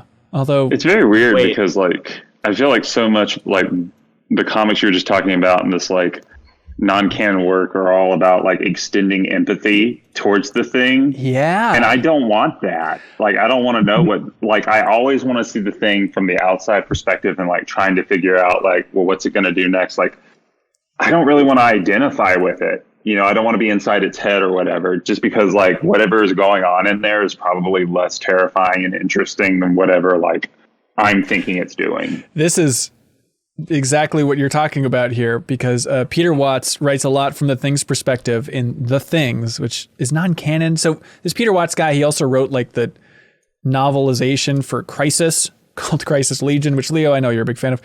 But anyway, so here's a bit from The Things by Peter Watts here. And it sounds like a diary entry. He writes, I was so much more before the crash. I was an explorer, an ambassador, a missionary. I spread across the cosmos, met countless worlds, took communion. The fit reshaped the unfit, and the whole universe bootstrapped upwards in joyful Can you help me, JV? Is it infinitesimal? Thank you. Hang on. Infinitesimal? Hang on, Mike, do you want to take a stab at it? Did you get it? Is it infinitesimal? Yes, correct. Increments. Oh. I was a soldier at war with entropy itself. I was the very hand by which creation perfects itself. So much wisdom I had, so much experience. Now I cannot remember all the things I knew. I can only remember that I once knew them. This sucks. That's a fun idea. Also, I mean, it's just like, just the Thing being a monster that goes garble, garble is more interesting than this, you know? Yes. Yeah, because it also like I like the idea more that it came from a world where it didn't even need language. Like it goes back to what Kate was saying last week when she was saying like so often like monster movies or like aliens that are supposed to be scary are still kind of modeled on like humans. Yeah. But I like the fact that this is just like a puddle somewhere, or like maybe it came from a planet where it is just all this like miasma that shares a consciousness or something. Right. But absolutely. Now it's talking like a Shakespearean character or something. There's also in 2019 they released a book called Short Things, where it's a series of short stories set in the same world as Who Goes There, which I feel bad for not reading. I think that just having that like rapid fire short stories could be kind of cool. Although I checked out the Amazon reviews, and this one guy says, there are a number of good stories in this book and some real flops. It was, to my taste, a bit overpriced for the length, but I was willing to deal with that. What I was not willing to deal with was being preached at. I paid to read stories, not hear a cliched load of crap about how bad human beings are. I like this guy getting into Don't read all fiction. literature then, yeah. I guess. But especially about the Thing, by like, you're making humans look bad. They're all scared and paranoid. What the hell? Yeah, the best stories the last 2 centuries have been about how humans are. And then also we mentioned it last week, but yes, 2005, Sci-Fi was producing something called The Return of the Thing, produced by Frank Darabont, which took place in New Mexico. And it was written by the guy who wrote Aquaman. But it's, military in New Mexico, all this stuff. And the cool thing is that the scripts are online for this 2005 Return of the Thing. Oh, cool. So Leo, if we ever want to do a script reading, could be a fun opportunity. Okay, here we go. Last bit before we get to tabletop. Alan Liebold writes in and says, when I think of the Thing inspired media, my mind immediately goes to the first season of X-Files. There's an episode called Ice, which many fans consider to be one of the first great episodes of the show. The story follows Mulder and Scully to an outpost in Alaska where they've been sent to investigate the apparent mass suicide of an entire research team. They're joined by a crew of potentially suspicious characters like Banya from Seinfeld. It's true. It's cold, Jerry. Cold. The threat is an infection, possibly from another world, that turns its host homicidally violent, along with the atmosphere of paranoia concerning who may not have been exposed. The first carrier they run into when they arrive is even a dog. On top of all the Thing-inspired story beats, the episode's production designer was credited as set decorator on the John Carpenter film. For all its limitations, it tends to be a very tense hour of TV and is in no small part thanks to the foundation established by John Carpenter and the original novel. I watched this X-Files episode, season 1, episode 8. It's called Ice. It's very Thing. It's cool. It's good. It was amazing to me that in a 40-minute episode, it gets that sense of paranoia and tension so much better served than the 2011 film. The fact that there's 5 or 6 characters in this episode, I think really helps that, just to simplify it. But it is a cool little story that does connect loosely to the Thing there. Ooh, also, Jave, you ready for this one? Mm-hmm. And I understand this is me reading all these comments, but I'm sorry, we're so close. Joe Dean writes in and says, fellow Earth inhabitants, hello. Hello. Hi. I checked out the 1970s film Horror Express. Do you guys know about this? Never heard of it. We kept having comments on YouTube saying, are you going to talk about the 1972 film?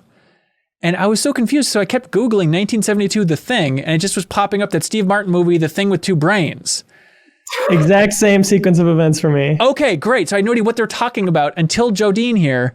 There's a 1970s film called Horror Express, starring Christopher Lee and Peter Cushing, which is also inspired by Who Goes There. The film is set in 1906 or so and follows Lee after he finds the missing link frozen in ice and takes a train through Russia to transport his latest discovery. It isn't an incredibly faithful adaptation, but it's not bad for a 70s movie. I looked at the trailer for this Horror Express.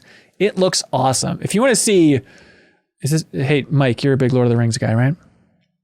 It's Saruman. That's Christopher Lee's name, right? Saruman, yeah. Okay, so if you want to see Saruman go against, Grand Moff Tarkin in a horror film inspired by The Thing. Yeah, Horror That's Express. Peter Cushing? Yeah. Yeah. It seems cool. And it has the glowing red eyes from the original Who Goes There for this monster, but it kind of looks like a big ape. But it has it infects other people by hypnotizing them. They look in the freaky red eyes and it slowly takes over this train, which made me realize it's an awesome setting for a Thing story. Just to have that confined environment is to set it all on a train. It's perfect. Yeah. Because the UFO crashed on the train. Yeah, I was trying to pull a sweet Shudder? stuff. I gotta see if that's on Shudder. Yeah, I recently finally got Shudder. And that's the horror film collection thingy? Yeah, it's Netflix for horror, I guess. Oh, interesting. Yeah, if it is, let me know. I'd love to watch that. Aaron Waltz writes in and says, one last thing. There's a board game called Who Goes There, which is a much better version of the Thing board game. It's 4 to 6 players, and they have to survive until a helicopter arrives, trading, eating canned food, and bunking together. However, anytime something goes wrong, a player picks one of 16 infection cards, with one of them being a Thing card.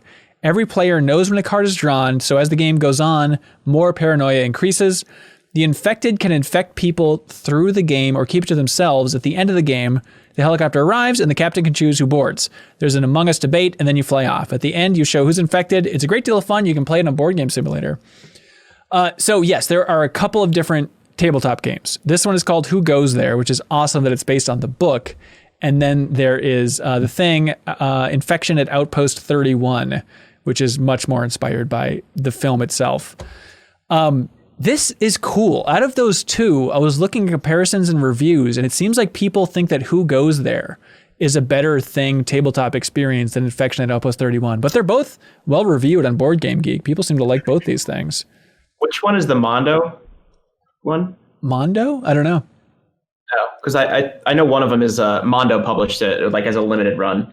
I forget which one though. Oh, okay. That'd probably be Outpost 31? Yeah, I'm not too sure. But I think so, yeah. I guess the huge difference is that with Who Goes There, everybody starts as human, and then it slowly spreads, and it's more like a co-op experience, whereas The Thing, you're going through wave and round after round as somebody is the Thing. But yeah, I watched like Easy Allies. They have a video of them playing Outpost 31, and it does confirm what we already know from playing so much Avalon and Secret Hitler and stuff, that, you know, the ultimate Thing experience to soak in that paranoia, which is the core of The Thing, are these tabletop experiences.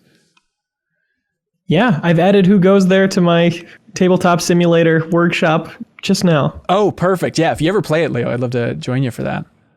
Looks cool. Yeah. But yeah, I think it's one of the reasons why I liked Avalon so much when I first found that game back in 2014 or whatever. Rocksteady introduced me to that one when I was there for the Arkham Knight cover story trip. It was very weird. But that's one of the reasons that I love that game so much, is like, oh, this is just the Thing board game, tabletop game. And now seeing these other versions of the tabletop games, I remember being turned off by Outpost 31. It looked a little bit too complicated. Now that I've played more board games, I think I could probably handle it. But Leo, what do you think about these tabletop games? Have you checked these out much? I haven't at all. Besides like Avalon and Werewolf and other games inspired by The Thing. Not these two official ones. But yeah, I mean, that's the way you feel the emotions of The Thing, right? I think it's been done better in tabletop at this point than it has been done in games. Yeah. Among Us is great, but it hasn't really clicked with me the way like Werewolf has. I completely agree. Yeah, it is the pure Thing experience. Mm-hmm. JV, do you have any grand conclusions about The Thing and the world with The Thing that we haven't covered yet, man? Beyond, like, are we still talking tabletop or just in general? Let's zoom out, baby. Oh, I mean, it's the Carpenter movie's really good. I'm glad he did this because, like, going back and watching the 1951 one, it's from 51, right? Yep. Is that correct? Yep. I think so, yeah. It was interesting to see how they used the building blocks of that movie for this movie, and I guess the story too. So it was a really interesting history lesson. I still think, like, out of all the media that we've experienced, the Carpenter movie is like the best sort of like way to get into that story and see what's interesting about it, and see like how like it's the best version of that story that uses paranoia as like an interesting sort of lens and storytelling device more than any of the other ones. So yeah, I mean, it doesn't really change like I guess like all the extra media does make me appreciate the original or the 80s movie more, even if I don't find those things nearly as good as the Carpenter movie. That's about it. That's my takeaway. Yeah, no, it's interesting you talk about the 51 film, and it's weird trying to chart that path, especially just as a movie dork and a Spielberg dork specifically, just knowing that Spielberg was inspired by the 51 film, and then the Thing prequel has some very Spielberg moments in it, like the Raptor kitchen sequence and stuff. It's just funny, like just this big tumbleweed, and a lot of it does come from a lot of people loving that 51 film. Even, you know, Ebert, one of the reasons he didn't like the other versions of The Thing is because he was like, oh, the 51 film is the scariest film I've ever seen. It's like, that's insane. But, you know, there's just so much love for that, and there's so many different entry points to The Thing, and it has, dare I say, infected people in different ways. And it's fun to see that it's not all just focused on the 82 film, which I naively would assume it was. Yeah, for sure. I really enjoyed going back to that original short story. Yeah. It really reads like a list. It's like, you know, short, and it's so efficient. It reads like a list of things that are interesting about the concept. Like, if you're making a thing type thing, it's probably smart of you to read that story and to really grasp what makes it scary and what makes it interesting. Yeah. Yeah. Absolutely. Yeah. I was fascinated to see that, like, so many of the people who read it for this actually dug it, because when I was reading it, I just assumed that, like, because the problem is like you get a lot of the sort of like golden age sci-fi stories and people bounce off of them because the writing is so hard and dense to get into. It's not that it's written poorly, it's that it's written for the time, and there's little that's like, there's not really a rhythm to the conversation or anything. It's nearly all exposition. Mm-hmm. So it was really interesting to see so many people get into that story via the comments and such. Yeah. Yeah, I really enjoyed the novella. Like, you were like, everything definitely deepened my appreciation for Carpenter's take on it. I also really enjoyed reading the screenplay that was included with my version of the novella by the Logan's Run guy who actually wrote one, and then it was turned down. But yeah, that novella was great. I really enjoyed it. Like it nailed, especially for me, it's like things I could get out of a book that I couldn't get out of a movie or a game. It's like we were talking about it. It's like stuck with me the way they described the smell of the station, and again, just like how foreign they made the base feel. There's way more in this universe than I knew about. I didn't know there were comics. I guess there's always comics for everything, but there's always a tie-in. Yeah, but I really enjoyed it. I'm definitely going to watch comics. The 82 movie every year. Maybe I'll read the novella again at some point, but I think the 82 movie is the only one I'll keep repeating. Yeah. It seems like a weird time to bring it up, but JV, why do you think, what's at the core of this story? Is it just Salem witch trials? I mean, we haven't mentioned that yet, but that seems like such a big touch point for this storytelling. Or is it just zooming out and distrust amongst loved ones is at the core of this core? I mean, I feel like it's more of a general thing, but it's hard to ignore that this was a movie made during like the Cold War was still going on. I think it still had 7-8 more years before the wall fell. You have people who are worried about the bombs falling. You have people who don't trust each other. You have like so many stories, like spy stories in fiction. I'm not sure how much is in history, but you have this obsession with like, is there a mole or is there, one among us who we can't trust? So I do think it's more of a general, I don't think the story is particular, or at least like Carpenter's movie is not like about sort of like East and West or anything about that. But I do think in being a story that's generally about distrust, it does match the time that it was made in. Yeah. And that history of distrust in storytelling, I think, is something that I'm interested about in figuring out what are the big beats along the way. Now, I guess the best example of it is probably Gone Girl, the greatest movie about trust in a marriage, I think, ever made. It's a good movie. I like it. It's the best. It is the best film. I don't know. I never want to see it again, but it's a good movie.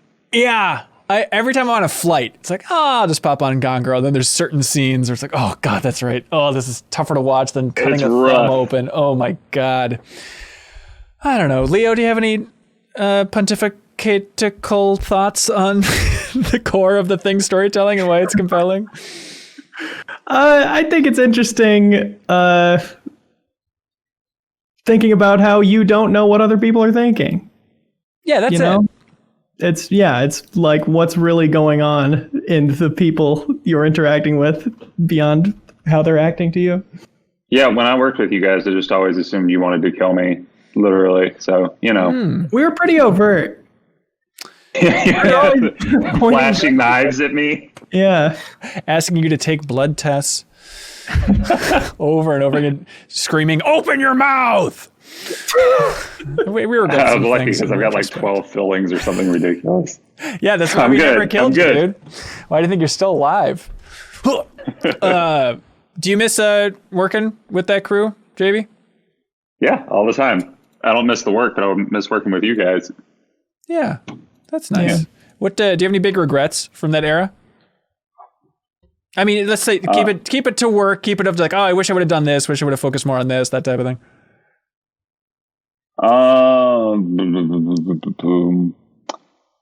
Not really. I feel like no Wolfenstein cover story ever was kind of weird because I felt like we were going to get one, but didn't. So, that's the only thing. I would have loved to do a Wolfenstein cover story, but I'm glad I got to do Dreams instead. That was a fun trip. That's about it, I think. Yeah, that's right. I'm trying to think of the cover stories really got to lean in your expertise because you're such a nerd about specific things. And you did a good job on the cover stories you went on, but I'm trying to think if there was ever one that was like this is, I guess Metro was close, right? Yeah, Metro was cool. Metro was really cool. That was just a weird trip.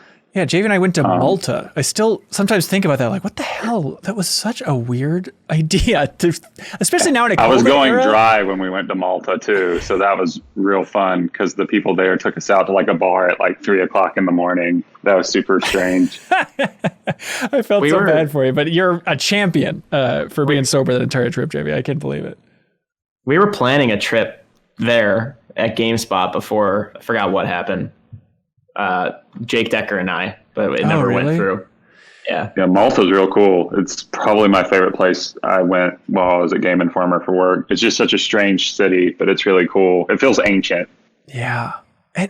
That's the crazy thing too, is just thinking about how insane that is and how many trips we got to go on. And that now COVID has taught us that not that important. Traveling, or it is important, but at least as a business, it does not make sense to spend thousands and thousands of GameStop's dollars to send us to Malta. That's the stupidest thing in the world. I can't believe they did that. Yeah, we really got away with it for a while, didn't we? Oh my God, the greatest scam ever pulled. It's really insane. Like, Mike, do you ever think about this, with the rest of your game industry career, about just how often you think you'll travel to studios? Will anybody ever think that's worth funding again? There was a few trips, like going to Osaka to play Resident Evil 7 for 6 hours. Oh my God. And only 3 of which I could talk about in the preview. Was a bit bizarre. I mean, I stayed the whole week because it was Japan, but every time I go to Paris, which it's cliche, but that's my favorite place ever. It's always funny that I'm there to like, I love the people at Ubisoft, but for Ghost Recon Breakpoint, the preview event, I remember they had 3 separate presentations. One was about the world itself, Aurora. One was about the characters. And then the third one was just about drones and how they fit into the game. And I remember sitting in that, and last time we were there, I was actually with Bertz. And it was the hottest recorded day in Paris history. Oh my God. In recorded history. And I was sitting in this like freezing cold room with the AC blasting. And they were just showing us concept art of all these drones. I was like, of course, later I had like the best meal of my life. This is really dumb. This is all stupid. Like Paris is dumb. I'm dumb. This is all such a weird life I lead. Ghost Recon Breakpoint is definitely dumb. Man, don't get me going on that. But yeah, no, it's definitely, it's surreal for sure. But I don't know. Like if you ask Danny O'Dwyer, like, will you be traveling again? I'm sure he'll have an answer that's different. But yeah, I don't think I'll be back in that rotation anytime soon. I think every outlet just learned we don't need this. And even, I mean, it's in that Danny O'Dwyer vein. I just think about, making documentaries in the future and what we should focus on. And then thinking about like, I always imagine that at some point at MinnMax, we'd be flying out and making documentaries with game studios. But then just thinking about it, like just record it on Zoom, just have a Zoom call and edit it. And it's cheaper and easier, and we could save the community lots of money. But you lose it. Having the presence, I think people are learning that you could get good interviews just through video calls, and you could set up some cool shots, etc. But like, I'm not making documentaries anymore, but like I did a few interviews for Polygon, or I was like sitting in on the interviews. I was like, I didn't realize how much my presence there helped me when I went to like start writing. Yeah. I don't get that from just sitting at my computer. Yeah. So I guess the world's changed, Gio. Yeah. I mean, accidentally, I feel like we've come back to it. I do feel like if a new version of the thing exists, especially if they're prepping that Blumhouse version right now, I think like COVID's going to have an impact on that storytelling. That would make sense, I feel like. Just to tie into fears, concerns that people have lived with. Yeah, I feel like so much horror, or it's just so many like stories over the next like decade or so or longer are going to tie into that fear somehow. The COVID, like as a theme, if not outright, like there will be, you will find traces of COVID everywhere across all media. Yeah, in a safe way for consumers of media. Yeah, who knows? Horror Express is indeed on Shudder. And it's got 5 skulls out of 5 rating. Hell yeah, Horror Express. All right, this thing train ain't stopping now. It is for the deepest dive, but we'll continue loving the thing and exploring the thing in our hearts. Thank you to everybody that supports us on Patreon at any tier. Thank you to everybody that watches us for free. We appreciate your attention and comments. Thank you for submitting so many great comments, especially give it up for the folks that like play the tabletop games, played through the entire video games, watched every version. I mean, that's stunning from the community. Thank you. You're the deepest dive. Yeah, we've always said it. Heroes. And Leo, thank you for joining me on this grand adventure. My pleasure. It was fun to do one of these. I look forward to doing another one of these. Yeah, for sure. Maybe another after that. No, Mike Mahardy, thank you for being here. Thanks for having me. It was super fun. Give us the plug of the century, but make it specific. What do you want people to do? What's the action? Call to action. Well, starting tomorrow for 2 weeks, I'm guest editing with Polygon to help the editors there, just all the reviews and everything. Cool. So I can't say go read their console reviews when they go up. That's the call to action, is read Polygon's console reviews. Go to polygon.com more often. No, they're doing really well. We don't need you. I don't need you, but go anyway. Jesus Christ. You said Polygon. All right. No, you got it, man. No, I'm just kidding. I value all of your time. Okay. JV Gualdi, thank you for joining us on this long adventure, man. We appreciate it. Yeah, no, it's been great. Loved it. And what would you like to plug? I have nothing to plug except support MinnMax. You guys rule, and that's about it. That's very nice. I did think of something. We should thank your partner for her fantastic shirt work for the MinnMax merch. Oh, yeah. She's around here somewhere. She did do fantastic merch work. Her name's Audrey Axt, and she's waving. I don't think she wants to come on camera. Come on! Yeah, come say hi. Or Ben's like shouting out to your merch work. Merch work is not a fun word to say. Hi, Audrey! There was everybody. Yeah. So yes, you can check out her work. What's a good link, JV? That's a good question. Let me grab it real quick. You don't I'm so bad at have it. a Bitly for your girlfriend? Off the top of my head, and we live together. That's it's actually tonight. Yeah, audreyaxt.artstation.com. AUDREYAXT.artstation.com. Perfect. You can find her portfolio there. Sweet. Or minnmax.com/merch. Everything that looks good, she designed. So please check out that stuff there. It's true. She does great work. That's true. All right. Thank you so much, everybody. We've dragged this out long enough. As always, thank you for joining us for the deepest dive, and we'll see you next time for the next great adventure. Yeah! Bye, everybody. Bye. Do you want to get your name or Twitch or YouTube channel in the description of everything we release? Record a podcast with us, put a picture of your choice on MinnMax's TV, or a whole lot more? You can check out the benefits for supporting us on Patreon. If you support MinnMax at any tier on Patreon, you can submit questions or comments for us to read on the air, and you'll also get access to the wonderful MinnMax Discord. We need your help to keep this whole indie trainer rolling, so we'd appreciate it if you checked us out.